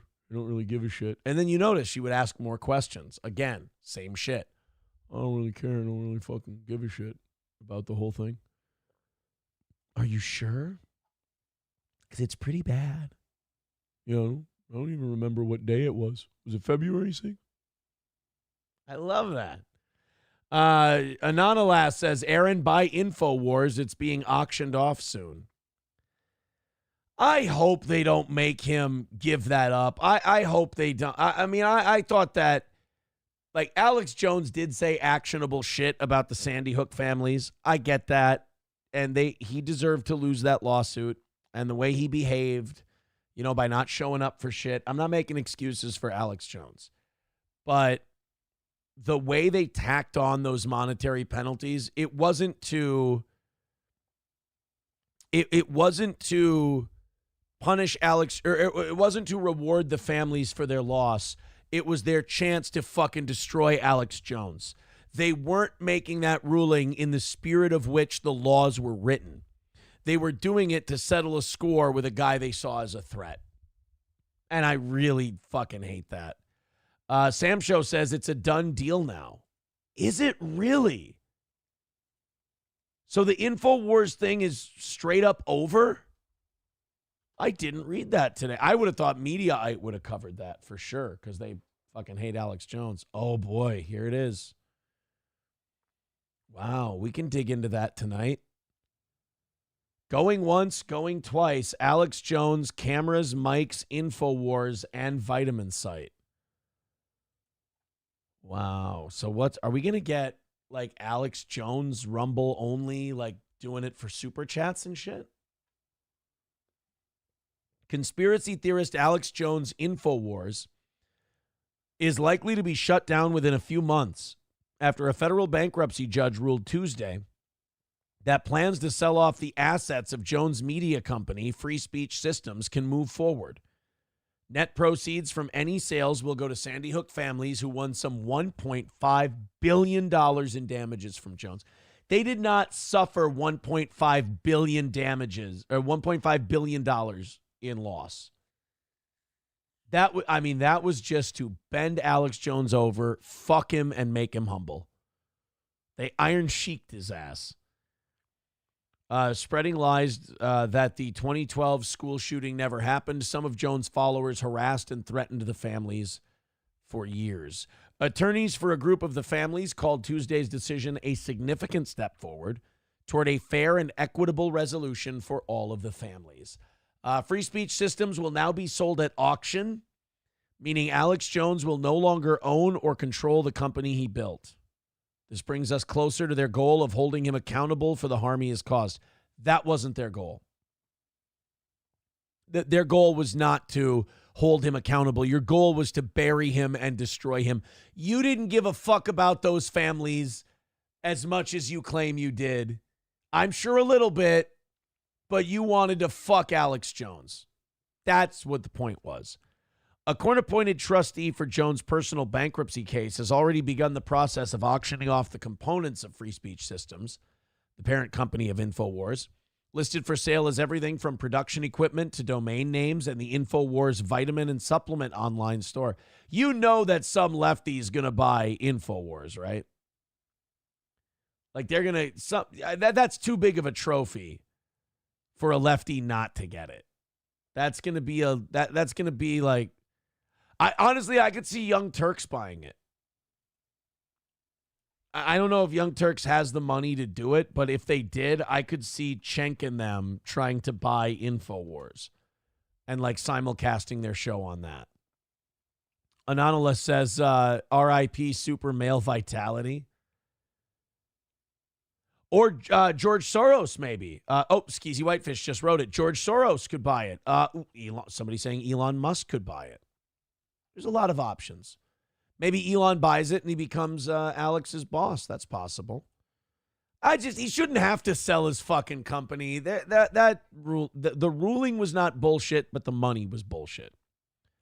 The bankruptcy trustee, Christopher Murray, said in court that several parties have already expressed interest in buying Free Speech Systems assets, including specifically Jones' X.com account.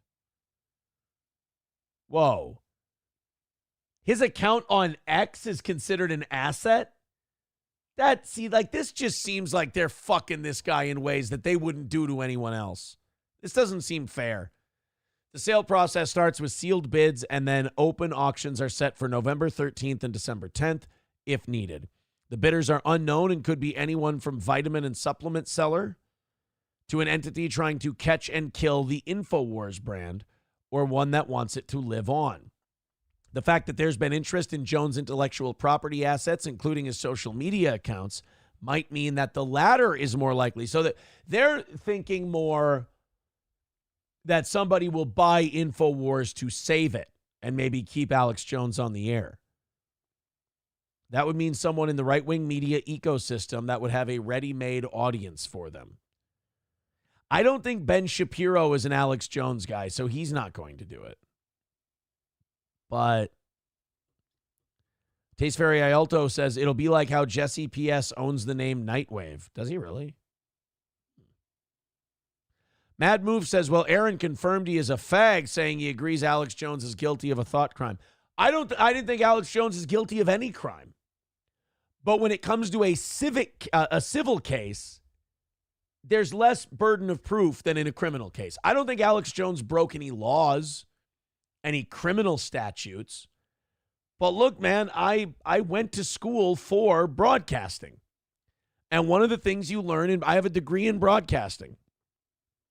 And one of the things you learn in broadcasting is that you can't make actionable statements that you can't prove if they are detrimental or can prove that it costs money or damage the reputation of somebody else. That's why when I talk about the shit I've been up to over the last year or so, I always say, this is what I did. This is what I saw. This is what I was up to. These are the people I was with. Instead of going, that person, that person, that person, that person, that person, that person, that person. You know, you can't just look at the parents of the Sandy Hook thing and go, they're faking it. Now, if you were in a room with them, if you were in a building with them, and they were having a conversation and they say they faked it and you know that and that's a fact and you can show that, okay, then you've got something. So when it comes to what Alex Jones did, he fucked up. Alex fucked up, said something actionable. He couldn't prove it. He couldn't back it up. And they took him to the cleaners on it. I just think that the amount that Alex Jones was forced to pay was punitive beyond the damage he caused.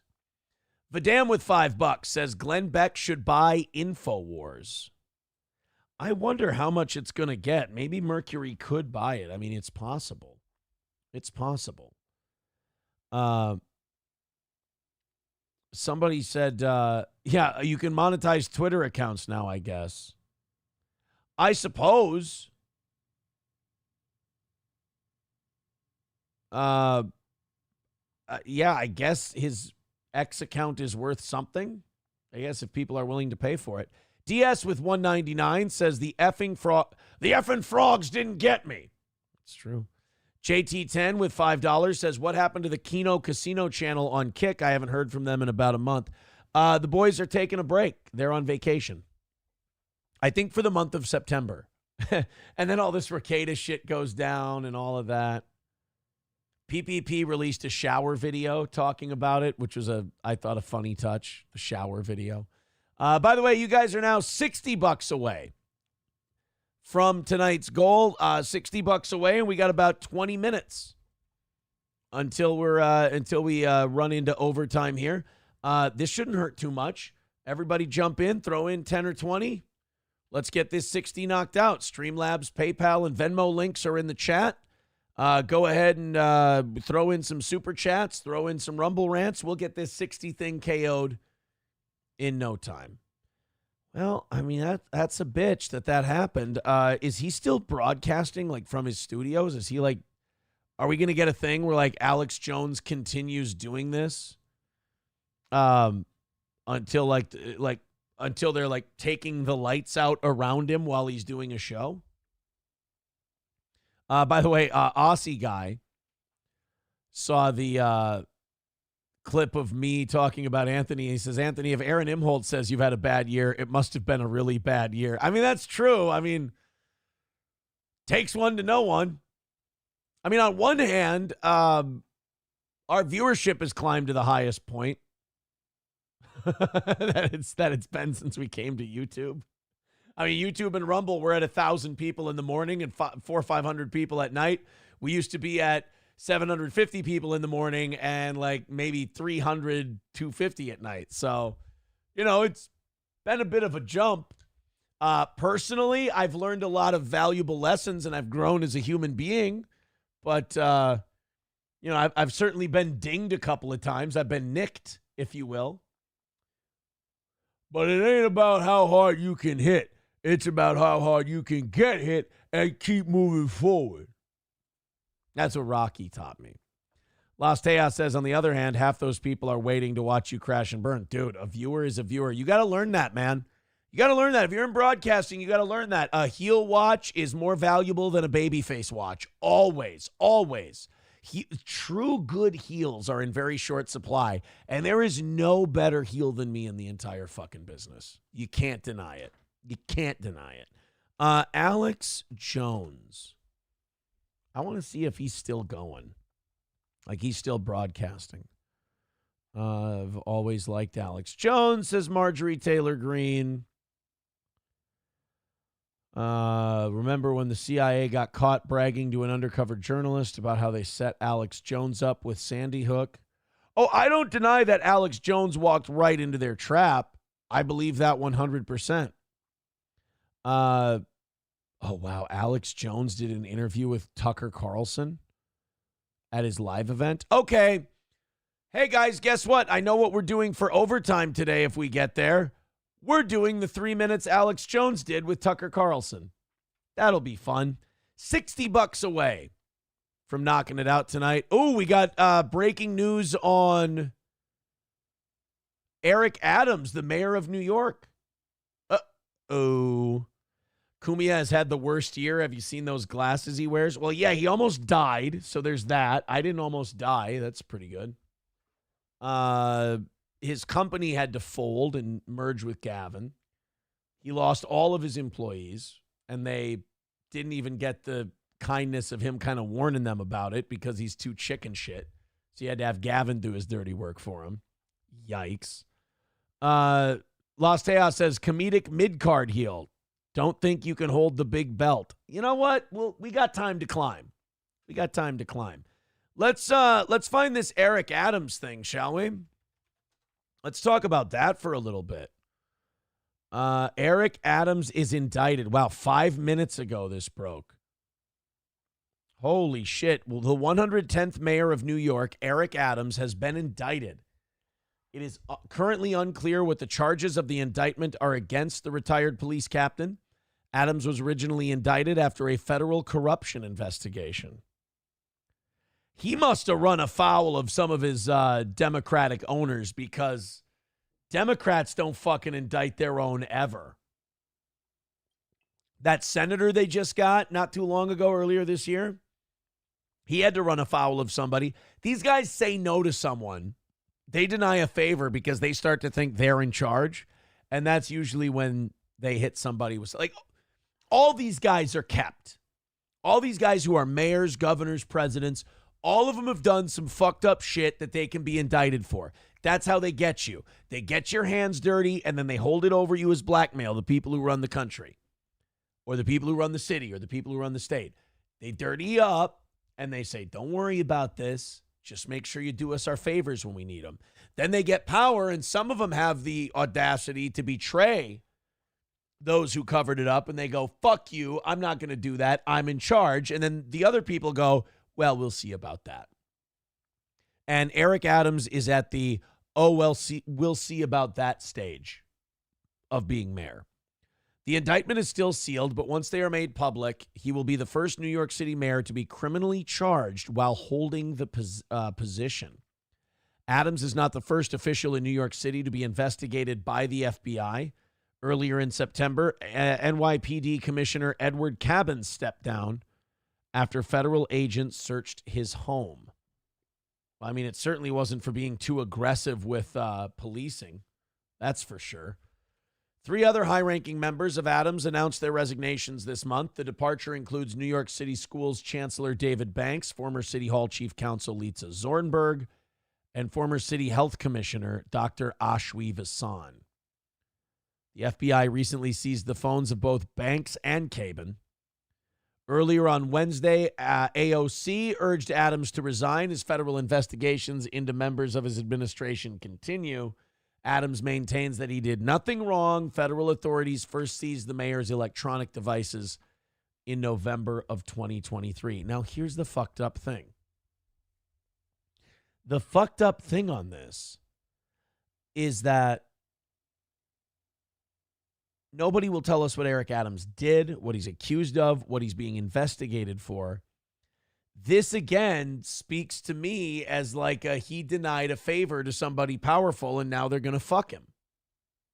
That's what I think. Buffalo Jockey says he spoke out about the border crisis. Whoops, yeah. People are saying in the chat he talked back about the migrants flooding D.C.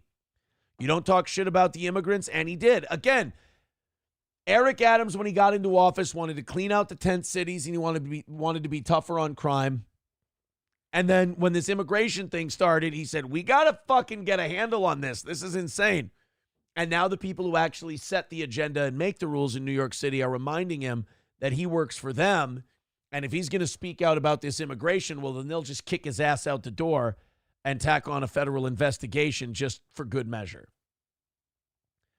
I mean, you hate to be right, but you watch this shit enough and you can't deny it. You know, that's, as Rusty Grammer says, that's how the system works. I wish it didn't. I wish this was all a conspiracy theory. And we were all fucking crazy, but you can't ignore it when it happens over and over and over again. So Eric Adams has been indicted. It's a sealed indictment, so we don't know exactly what for, but it certainly doesn't look good. I can tell you this, there's nothing good about being indicted. You don't trust me on this? Come on. Las Tejas Synthesizer says NYC has to be sacrificed for Apollyon's rise. I hope I pronounced that right.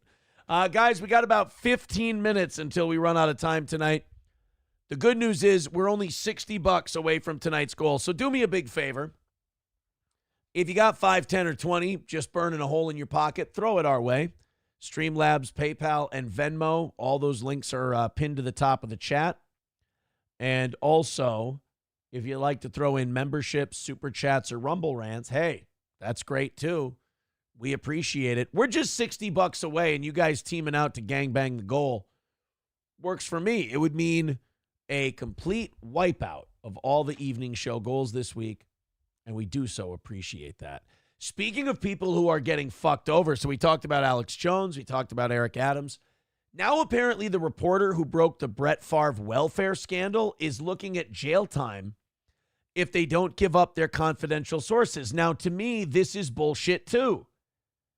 One of the freedoms the media has to be able to have so that they can expose corruption and crime is that they have to be able to keep their sources confidential, and the government can't make them give up those sources. I mean, the government respects you keeping your sources when it's fucking Bob Woodward and he's talking to the deputy FBI director when they're trying to organize a coup against Nixon. Then you don't have to give up your sources. But if there's a broken down NFL quarterback with Parkinson's and you want to nail the people in this welfare scandal in broke-ass Mississippi, well, then we're going to throw your ass in jail. That's complete bullshit. I hope people rally around this person. Mississippi Today reporter Anna Wolf was named in a lawsuit from former Governor Phil Bryant.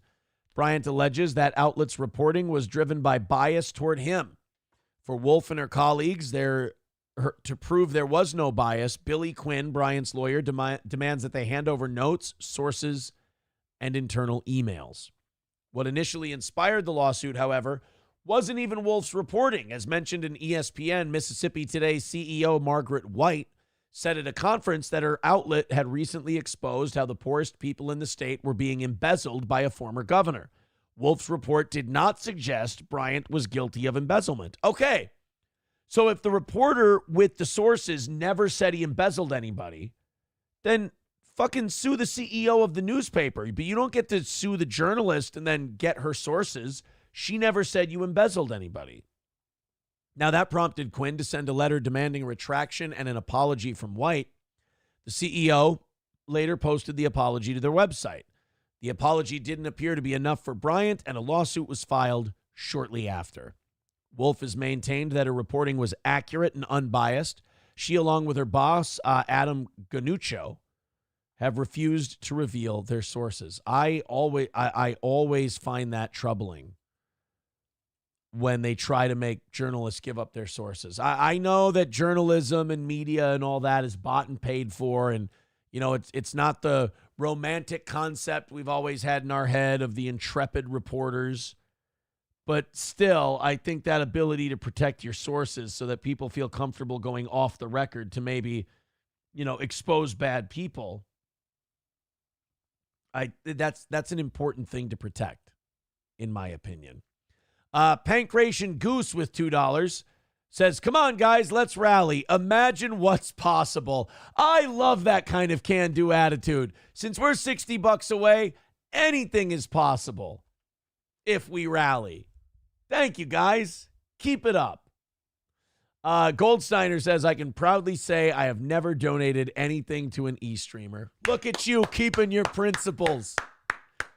Goldsteiner is keeping his principles, and with a name like Goldsteiner, I can believe that he doesn't part with his money very easily in any regard.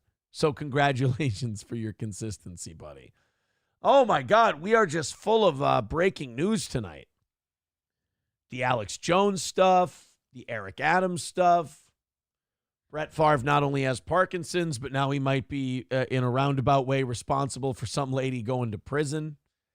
I think you got to rally around, even if you hate their, even if you hate their politics or you hate, the way they report or anything like that. I think if someone's facing something like jail time for not revealing their sources, I think you got to kind of rally around them, in my opinion.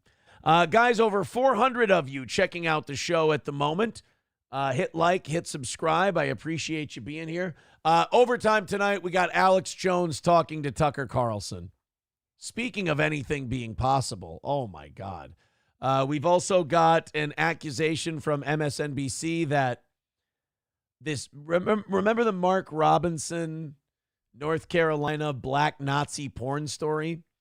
When MSNBC can't blame something immediately on white supremacy and connect it to Trump because it's about a black guy, they just call it white supremacy in blackface. I can't wait to play that clip for you if we get to overtime tonight. And also, we've got a story about the politicizing of polling and how Kamala Harris might actually be fucked because they're weighting the polls, and that doesn't exactly give her the information she needs to run a successful campaign. So even though the polls may look good for her, they may not be accurate. So in the end, it's kind of fucking her over. Did any new ones come out today? We got YouGov poll, general election, Harris up 3 in all of those. Georgia and Texas, Trump is winning. That makes a lot more sense than those horseshit bullfinch polls that came out yesterday. I'll say that. I still think Trump has way more than a 9-point lead in Texas, and I think he's got way more than a 2-point lead in Georgia, but only time will tell, I suppose. So, yeah, I'm excited to get to all that stuff.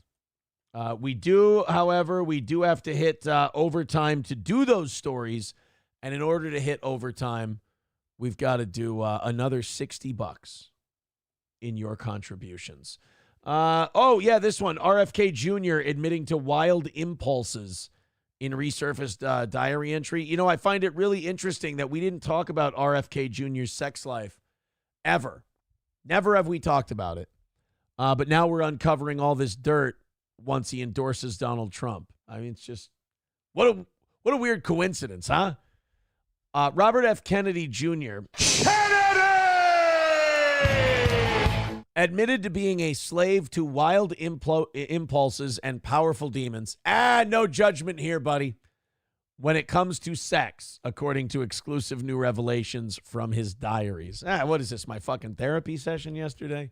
You'll be fine, Robert. We just got to find you more healthy coping mechanisms. I feel out of control, writes the former presidential candidate on May 3rd, 1999, describing how he was invited to a woman's apartment for a tryst in a secret diary viewed by the Post, which, again, they never read RFK Jr.'s diary until after he was a Trump guy. Weird how that happens.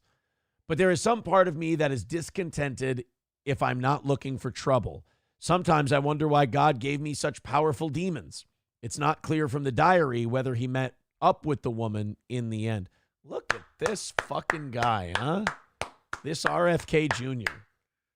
This makes me like him more. This doesn't make me, are they trying to get me to hate him? I find him more relatable now. At that time, Kennedy was married to his second wife, Mary Richardson Kennedy, who took her own life in 2012. Well, that sucks. Today, he's married to Cheryl Hines from Curb, but still appears to be struggling with his demons after it was revealed he had been engaged in a 9-month alleged sexting relationship with reporter Olivia Nuzzi, 31. Oh, that's got to suck. When you're in your 50s or 60s, your husband starts fucking a 31-year-old. It's got to kind of hit hard, unfortunately. Well, at any rate, I just find it very interesting that we didn't find out that RFK Jr. is a total hornball until after he endorsed Trump's. Huh. Interesting. Elza Belza says there should be a mental health check on the YouTube chat. Rusty says, I can't deal with the YouTube chat. There's hundreds of weirdos that just can't admit they like the show. I mean, fuck. They are here every morning and every evening. Just free yourselves from the hater gimmick. Yeah, I think so. I think it's great. I think it's wonderful. I make them see every day. I love it. And they can't just admit that they love me. I love watching that struggle on a regular basis. And it doesn't matter what I do. They're angry all the time, and they don't think it has anything to do with them. All right, guys, we got to knock out this 60. You guys have been great all evening. We stagnated during the last half hour or so, but hey, $60, not bad. Let's get it inside of 50, and then let's knock the whole fucking thing down. Streamlabs, PayPal, Venmo, Super Chats. Let's do it. Everybody throw in a little bit. Don't wait for one person, because we're not going to get one person. Nobody's coming to save us tonight. You have to save us. $60 away from fully funding the evening shows for the week. That's it. That's the rest of it. It's only 60. You throw in 5. The next guy will throw in 5. This whole thing will get taken care of. Don't you sit there on your fucking thumbs tonight and go, somebody will come. Nobody's coming. It's got to be you. Everybody throw in 5, 10, 15, 20. Fuck, throw in the whole 60. Throw in 150. We'll put the rest towards the morning show tomorrow. Let's rally, guys. I'm putting a lot of energy into it. And if I'm putting energy into it, I'm going to look like a fucking retard if nothing comes in. So, links are in the chat. I'm spamming the chat as we speak. We get an extra 30 minutes if we knock out that 60. If we don't, we're done in 3 minutes. Well, 4 minutes. Whatever the fuck ever. 3.5 minutes. $60 away. Streamlabs, PayPal, Venmo. Let's go, guys. Finish it up. $60 is too fucking close. I'll lose my mind if we don't hit 60. If we don't rally at all in these last 3 minutes, I'm going to lose my fucking mind. That would be kind of horseshit. So, get in there. Throw in the money. Let's rally it up. Finish it off. Great show tonight. I've killed 2 fucking hours for you effortlessly. It's been amazing. I've been on top of shit. I've been sharing the breaking news. Get in there. I'm spamming the chat again. $60 away. We deserve to knock it out. It's so fucking close. Get in there and do it. Streamlabs, PayPal, Venmo, Super Chats. Guys, we've had this rally going for a couple of minutes now, and not a damn thing coming in. So let's get it going. I'm running out of steam for the week. That's what it is. I don't have the full bag in me. We've got 2.5 minutes. Come on. There we go. Greg with $4.99. There's a fucking man. There's Greg. That's a guy. $20 from Michael. He says here over on Venmo. Thank you, Michael. $40 away from hammering this thing out. You see? Now it's your turn. You throw in a couple. We're going to get this thing hammered out in no time. 2 minutes left. Get it done. See, I'm actually dying from it. Streamlabs, PayPal, Super Chats, Venmo. I got Alex Jones and Tucker Carlson on deck. This is going to be a great 30 minutes of overtime. Minute and a half. $40 away. Get it done. Spam in the chat again. $40 away. Triple N says, begging your little lungs out. Isn't that something? Begging my little lungs out tonight. Going the whole way. Don't ever say I don't put in the effort. All right, guys, minute and 15 left. Rally means you two. I'm really starting to think that when I say rally means you two, you don't fucking take me seriously. There's not always going to be someone coming. Sometimes you got to go, I really love this show. Oh, this show needs money to keep going. I should probably throw in a couple of bucks. I never do. Maybe it's your turn. 50 seconds to go. Guys, $40 away. You know I'm going to beg for all of overtime. You've got it under 50 now, and you know I'm going to beg your fucking ear off going during overtime here. So let's get this last 40 done, and I'll stop being so fucking obnoxious. It really is a hostage situation. Zachary with $5 over on PayPal says, monies. Goddamn right, monies. $35 away. It's such a small fucking number. Let's get it done. 20 seconds to go. $35 away. $4.99 from Front Porch Conservative. He says rally. $30 away. 10 seconds left. Now you're getting begged at for the next 30 minutes or however long it takes. Hold on. 5, 4, 3, 2, 1. All right. You know what that means. It means you're getting fucking guilt begged for the next 30 minutes to knock out that final $30. So get in there, jump in. You see all these people throwing in a little bit? If you're not, I'm not sure about you. Yankee with $10 over on PayPal. Thank you, Yankee. That's a good man. That Yankee, he's a good dude. $20 away from knocking it out. $4.99 from Greg. I cannot read that or answer that, Greg, but that's very, very funny. But I cannot read or answer that. $15 away. Now you've got it. $15 away. We'll hammer the whole thing out. And you know what we'll call it?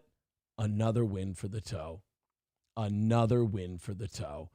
15 away. Help us out. Throw in a couple. Streamlabs, PayPal, Venmo, Super Chats, etc., etc. Blah, blah, blah, blah, blah.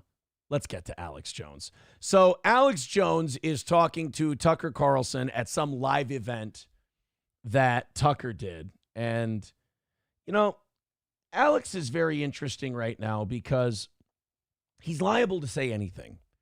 They're selling off his company. And I would bet that people are talking to Alex about buying his company and saving it for him and rescuing the whole thing. I would bet that that's going to happen. But that doesn't mean that it's not a stressful time. And you thought Alex was something when he had InfoWars and these multi-million-dollar businesses. Imagine what Alex is going to be like when they take it all away and he has nothing to lose. I mean, that's going to be an interesting Alex Jones. See, I'm worried if somebody like Glenn Beck or somebody like Ben Shapiro buys InfoWars and then puts Alex on the air because they're going to try to control him. I do believe that Glenn Beck will, if he owns the company, he'll be like, Alex, you got to tone it down a little bit. You're saying some pretty wild shit. You know, because Alex will say shit that'll piss off conservatives. Alex will say shit that'll piss off, you know, people who consider themselves based, but are, you know, they're not as ride or die for the cause as Alex is. Alex will point fingers. Alex will call names. And that might piss off the new owners of whoever owns his company. And I would imagine that Alex Jones, I don't think anyone would, but Alex Jones is not going to take very kindly to someone else running InfoWars and trying to tell him what to do on the platform that he created. So I'm excited to see the Alex Jones that comes the next couple of months during this clearance sale of all of his companies, because I have a feeling we could get the best Alex we've ever seen in that case. Let's take a look. Now you hear about the humanized mice that are part human, or salmon that are part grasshopper that grow. The man's already on a roll, guys. I've not heard of any of this. I love how he always says shit like he assumes we already know. You've heard about the humanized mice and the salmon that are part grasshopper. Is like, slow down. Let's circle back. What about the mice people? What's with the grasshopper salmon? I've never seen any of these things on a menu. I've never seen them in a nature documentary. Alex, like, you always got to start things with Alex like, hey, Alex, talk about this next subject like I don't know anything about it. Twice as fast to kill all the real normal salmon. And just, folks, Tucker talks about aliens and absolutely there's stuff going on. The globalists are making aliens by mixing humans and other animals and insects and plants, and then they put them, they gestate them and use... Yeah, see, the day we have ficus people is, I think, the day we're fucked. You know, you think it's harmless, you think you're just mixing horticulture with humanity, and then all of a sudden you got, you know, a ficus president. You don't know where his loyalties lie. I get it, Alex. I hear you. Everyone else thinks you're crazy. You and I are speaking the same cow language. uteruses to grow them. This is going on everywhere. So there's like a breakaway whole civilization that's separate from us that the globalists have with life extension technologies and cures to cancer and Parkinson's. But instead of giving us all the cures, they're keeping that for themselves, and they're just getting ready to wipe all us out so we don't even have access to that, whether you think... You understand that Alex Jones is this close from saying med beds, right? You understand that Alex Jones is following my uncle now. My uncle is now the new Alex Jones. Like, he's like, they got the cure to cancer. That's like med beds. He's going to start saying done babies, and you guys are going to shit your pants. I kid you not. I also love that no matter how safe of an environment for his message Alex is in, he still will always talk like someone's about to take the mic away. Think of it as moral or not, but they even had, people didn't believe me when I talked about it when I was reading the documents because we weren't on TV then. I'm reading this on air and people are thinking that they weren't all getting MIT quarterly. Then MIT about 7 years ago, look this up, humanoid hybrid chimeras are gestating at facilities across the United States. And it goes on to say, part pig, part human, part cow, part human, so that they won't be rejected by the cows that are growing them. Hold on a minute. He told me to look that up. Fuck that noise. I'm looking that shit up. Got to, right? I don't believe. Are there pig cow people? Pig cow people. MIT. Human animal chimeras are gestating out. Get the fuck out of here. Human animal chimeras are gestating on U.S. research farms. A radical new approach to generating human organs is to grow them inside of pigs or sheep. January 6th, 2016, the original January 6th. Get the fuck. Braving a funding ban put in place by the U.S.'s top health agency, some research centers are moving ahead with attempts to grow human tissue inside pigs and sheep with the goal of creating hearts, livers, or other organs needed for transplant. The effort to incubate organs in farm animals is ethically charged because it involves adding human cells to animal embryos in ways that could blur the line between the species. Guys, this motherfucker ain't lying. Then harvest the organs, they harvest the stem cells, and they've got facilities now with thousands of cows per facility with humanoids growing in them. And this is in the literature, and they don't like me because I go, here's the literature, but they won't let you on the basis. And let me tell you, with the spider goats 25 years ago. Now we got spider goats. Here's my other problem with Alex Jones. He throws too much shit at me. I'm still getting over the human pigs. And now we're going to spider goats. I can't hold that much shit in my head at once, Alex. I call up one of the places in New York where they've got goats that are part spider, okay? And their milk makes body armor. And I get the head guy. And their milk makes body armor? Okay, see, now I got to stop. Got to go back. Goat spiders.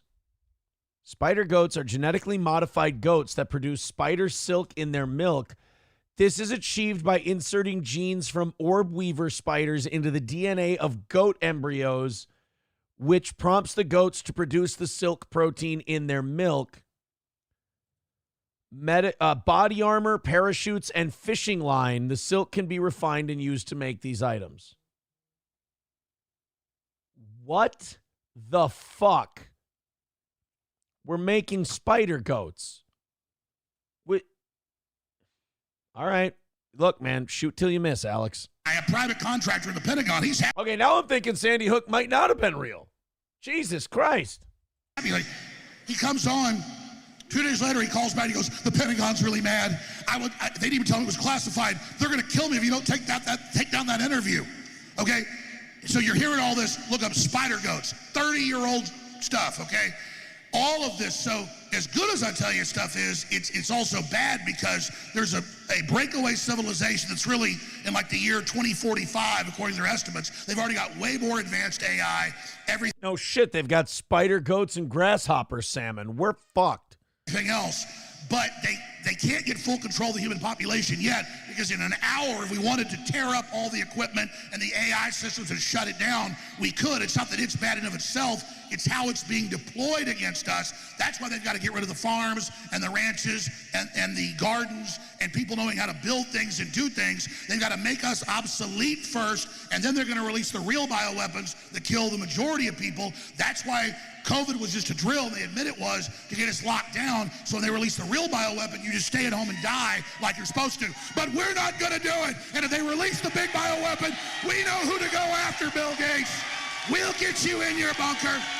And Zuckerberg will bring you to justice legally and lawfully through the court system. Why are Alex Jones and Triple H starting to look alike? That's troubling me too. Triple H. Okay, so here's Alex Jones. And now here, Triple H 2024. Alex Jones and Triple H are starting to look like similar guys. Oh, God. Triple H really is starting to look like Grandpa. Fuck. It's a problem. Yeah, Midland Armory says, Alex, set down the bag of marbles, motherfucker. Yeah, he shoves marbles up his ass, but, like, the shit checks out. I mean, it's all true, but he's screaming like a fucking lunatic. Chevmatic with $5 over on YouTube says rally time. Thank you very much, buddy. BJ with $5 says when reaching the goal, we better not lag it. I'll fucking kill you, you fucking faggot. Sneed Dave Williams with $5 says Musk has to prove the success of X as a streaming platform. He should buy up Jones, buy out Rogan, and grab a few on the left like Destiny and promote. Well, I don't know. Is Destiny a viable option still? I thought he's got a lot of problems. Royston S. Bailey with $5 says, is Alex Jones a lol cow? Oh, Jesus Christ, yes. To a lot of people he is. When I say that everybody who talks into one of these is somebody's lol cow, 100%. And if you watch a lol cow, you're kind of their lol cow. It's a symbiotic relationship, you understand. By the way, thank you guys for that. Sandy with $10 over on PayPal. We are officially into tomorrow's goal. It's another win for the toe.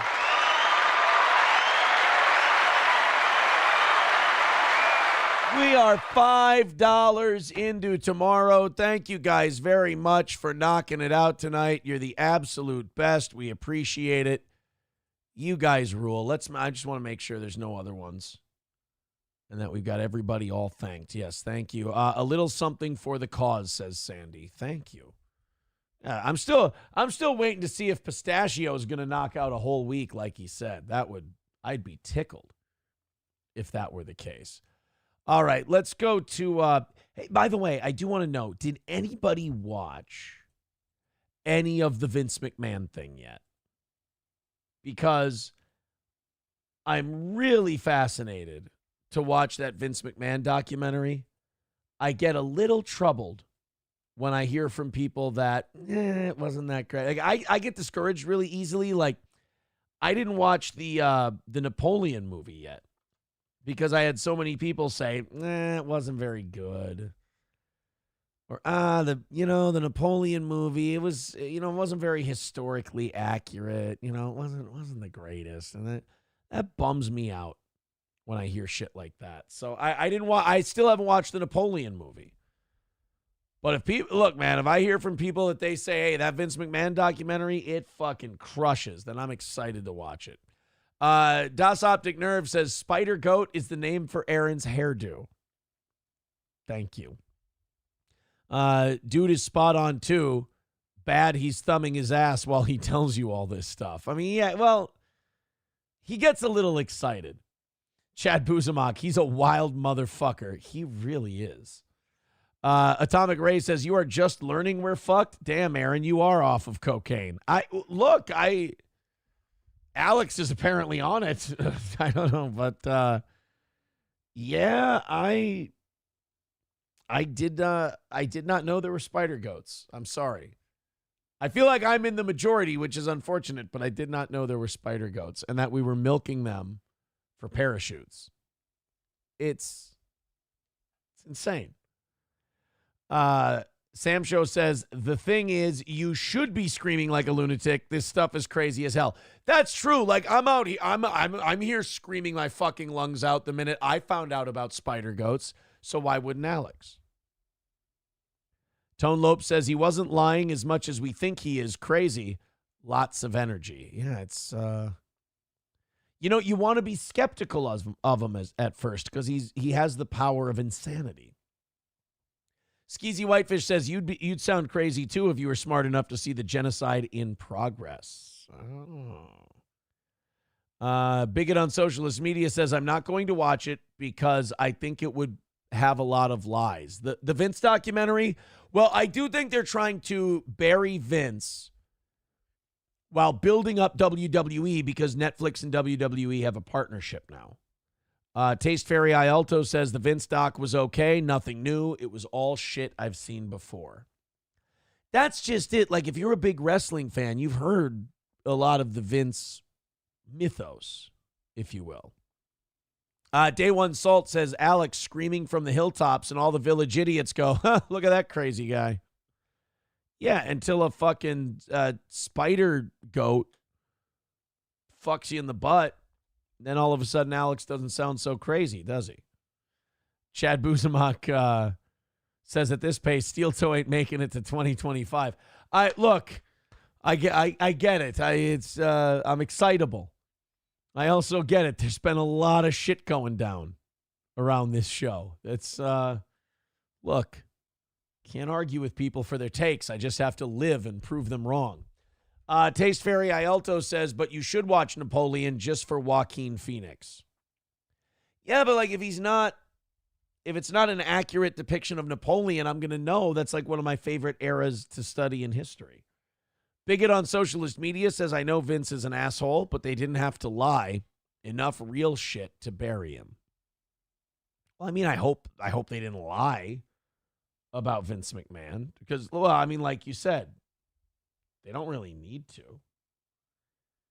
Like you said, there's a lot of wild shit about Vince McMahon. I mean, the lying part is unnecessary.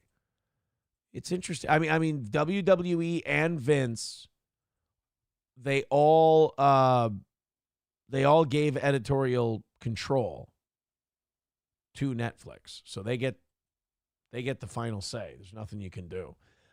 This I thought was really interesting. MSNBC is calling this Mark Robinson story, and like, the Mark Robinson Nazi black porn scandal thing is so ridiculous and so silly by itself that you can just report it, and it makes this guy who's running for governor of North Carolina, it makes him look bad enough. So when you go out there and you then try to make it about race and try to say, well, even though he's a black guy and Trump endorses him, it's still white supremacy. It's just in blackface. You not only humiliate yourself, you not only make other people watching this dumber, but you also kind of make the scandal you're trying to expose seem sillier and thus not as serious. Because if people went, oh, this guy, lieutenant governor guy who's running for governor right now, he's into some really weird porn shit, and he goes into the comment section and calls himself a Nazi. Do you really want that guy as your leader? He shows bad judgment. Okay, that's a scandal. Let's talk about it. But when you go, oh, and socially, this is white supremacy and blackface, then people start to go, all right, that's enough. Is this even a big deal, or are you just trying to get your fucking rocks off on this race baiting shit? Let's go ahead and take a look at this clip from Jen Psaki and Raphael Warnock, who's a senator from Georgia, I think. Let's check it out. I want to ask you about something else that may sound familiar to you, which is Trump aligning himself with a person who should have been disqualified from running for office. And that is, who I'm going to ask you about, Mark Robinson, the Republican nominee for governor in North Carolina. And especially the ways, given your background and your history and your I have a question about guys like this Mark Robinson guy. Shouldn't your own side be looking into these people way harder than anyone on the other side can look through him? Like, shouldn't you? I hate to be a conspiracy theorist, but I feel like your own side almost has to set you up for this. Like, maybe because he's a Trump guy, the never Trump Republicans fed this information to Democrats, because I have a hard time believing that these political operatives don't find every disgusting, filthy, degenerate thing you ever done before you even get to the part where you represent the party. The other side shouldn't have anything else to hang on you, because you should have already found it. Your current role as a religious leader, in which Dr. Martin Luther King's name has come up in this whole scandal. I mean, in addition to everything else, CNN found that Robinson made a series of posts denigrating Dr. King, calling him a commie bastard, calling him an offensive slur. As you well know, Donald Trump once referred to Robinson as Martin Luther King on steroids. You will actually stand today at this. I mean, I don't mean to be controversial by any means. I mean, far be it from me, but Martin Luther King Jr. was a commie. I mean, if you want to throw the word dirty before it, I mean, it'd be my guest, but he wasn't a fucking communist. He was also remarkably horny and unfaithful to his wife. He fucked. He was literally a fucking commie. So, I mean, if that kind of shit shakes you up, you might not want to read about people. So again, keep the fucking black Nazi porn shit. You can keep that. That can be the scandal. But the other stuff, I mean, I don't know. The same pulpit where Martin Luther King preached. You have a long history in the state of Georgia. I just want to know what you make of all of this and how they're talking about his legacy. I can tell you as the pastor of Ebenezer Baptist Church, where Martin Luther King Jr. served, that Mark Robinson is no Martin Luther King Jr. What? He is the antithesis of everything that Dr. King represented. Right. Dr. King represented communism. This other guy's a Republican. Nowadays, the difference isn't as big as it used to be, but there's still a difference. He is white supremacy in blackface. Oh, God. Is that where you, like, paint your face black, but you sing Friends in Low Places? Is that what... I need to know what white supremacy and blackface is, because it sounds fun. I could do it at parties. So you still get to wear the blackface, but you go, blame it all on my roots. I showed up in boots. Is that... I'd like to know what white supremacy and blackface is, other than some liberal bullshit so that they can put their race baiting shit where it doesn't belong. That's what I'd like to know. Give me a definition of white supremacy and blackface. As he talks about his desire to bring slavery back. I mean, this talk is way beyond the... And you say he's running in North Carolina. Do you have the laws? Could you show me how long exactly you have to live there to be eligible to vote? I'd like to... Oh, sorry.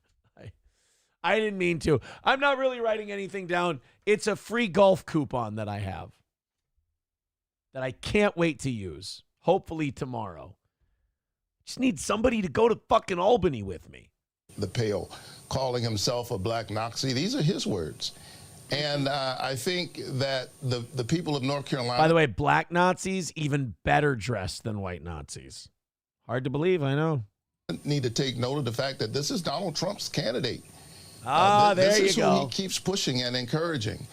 This is who he thinks should represent. Yeah, because Trump was on Pornhub in the comments section reading what this guy was writing. I love this guy. He's fantastic. He watches Latina MILF porn.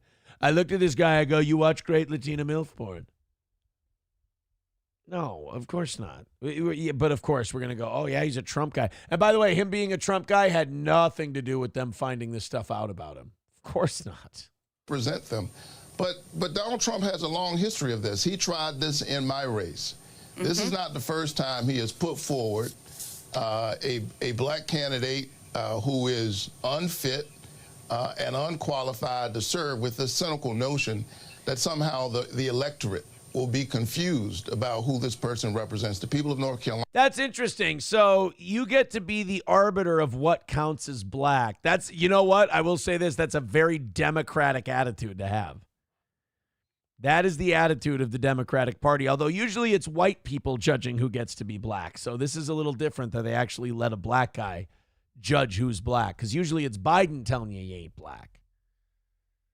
It's very interesting. There seems to be this theme with Democratic politicians that there's a certain questionnaire you have to fill out in order to be black. And the first question on the questionnaire is, are you a Republican? And if you answer yes, well, then we don't need the rest of the questionnaire. You don't get to be black anymore. Carolina deserve better. They've got real issues that they're trying to address, and they're going to see through Mark Robinson just in the same way that the people of Georgia saw through my opponent. Here's what fucking gets me every time with these news agencies that have if you're doing a news show where you're just asking a question and then you have a guest on who has a point of view and they answer, okay, that's one thing. But I've always found it was really weird and insecure for like MSNBC will have a liberal host. The liberal host will posit this big theory that they have, and then they'll throw it to another person with the same bias as them as their guest and go, what do you think? And then that person will just go, yep, totally. So, like, to me, it's just a basic brainwashing technique where you go, oh, hey, by the way, I think this guy is this, and don't just take it from me. What does my guest here think? Well, I think you're absolutely right. See, two of us can't be wrong. And I want to blame Jen Psaki, and I want to blame Raphael Warnock, and I want to blame the people who do this. But I think we have to start blaming the people who buy this shit, because you're not exactly making their job difficult. We are pretty easy to trick, in my opinion. Sam Show says, it's weird seeing Psaki pretending to have a soul. I've always kind of liked her in a way, in that, like, she's always been kind of honest that she's kind of a bitch. And I like that. Skeezy Whitefish says, in the words of the late great Trevor Moore, Martin Luther King and Gandhi both can go suck a dick. Yeah, it didn't work out so great for Trevor Moore. I remember. Oh, he fell off a balcony. Tone Lope says, some Republicans are really Democrats, but no Democrats are ever Republicans. They have no balls or courage to create waves, Aaron. Democrats are dirty and want power at any cost. I've said that many times before, that Republicans don't want power bad enough. If they did, they would cheat more. Like, Republicans always bitch about Democrats cheating. They're cheating. Well, go cheat then. What the fuck are you doing? Like, you think that they're going to stop cheating because you caught them? No, they want power and they keep getting it. So get out there and fucking cheat. I feel like Cartman in that South Park episode. How do I reach these kids? Go cheat. Chad Buzamok says, Aaron, when do we get the Blackface Rumble Friday show? When my balls swell up 2 or 3 times bigger than they are now. How about that? Tone Lope says Herschel Walker won, but he cheated in Georgia by changing the rules last minute. Is that true? Herschel Walker beat Warnock? You're going to say Herschel Walker isn't black? Oh, good fucking luck. Don't say it in front of Herschel Walker. He'll beat your ass. because black people are violent. No, I'm kidding. It's because he was a professional athlete and they have brain damage. Sam Show says North Carolina already knows all the things Donald Trump has done, and they're still voting for him. What's the point of even saying Mark Robinson watched porn? Because it's dirty. Papa Shab says look into Stanley Levison, one of MLK's speechwriters who helped pen the famous I Have a Dream speech. I don't know anything about that guy, and I will look into him, but I just know that MLK was a communist, and he was horny. Skeezy Whitefish says we've been made stupid and unthinking, therefore easily fooled and manipulated. It's the goddamn milk. I always hear people blaming the milk. I know the milk's to blame for our titties. Girls have giant tits now because of milk, and guys have giant tits now because of milk. I don't know. The hormones? Buffalo Jockey says your advice is the cheat. Where's that self-awareness? Have I not been following my rule? Oh, boy. Thank you. DS with 199 says your boy is back. What did I miss? Nothing good. Nothing good. Guys, thank you very much. It has been another insanely fun night to be here with you. Thank you for getting us what we needed, plus, $5, $10, $15 into tomorrow. I appreciate it so much. You guys are the absolute best. I'm going to get the fuck out of here. Hopefully you've enjoyed what we've done tonight. And tomorrow morning, we'll come back with our last YouTube show of the week and our last goal of the week. Oh, one more day of begging and we're done. Thank you guys so much for your support. Hit like, hit subscribe. And if you're one of our haters, you make us famous. And I love you so much. And I know that drives you nuts, but it's true. Talk to you again, 6 a.m. tomorrow morning.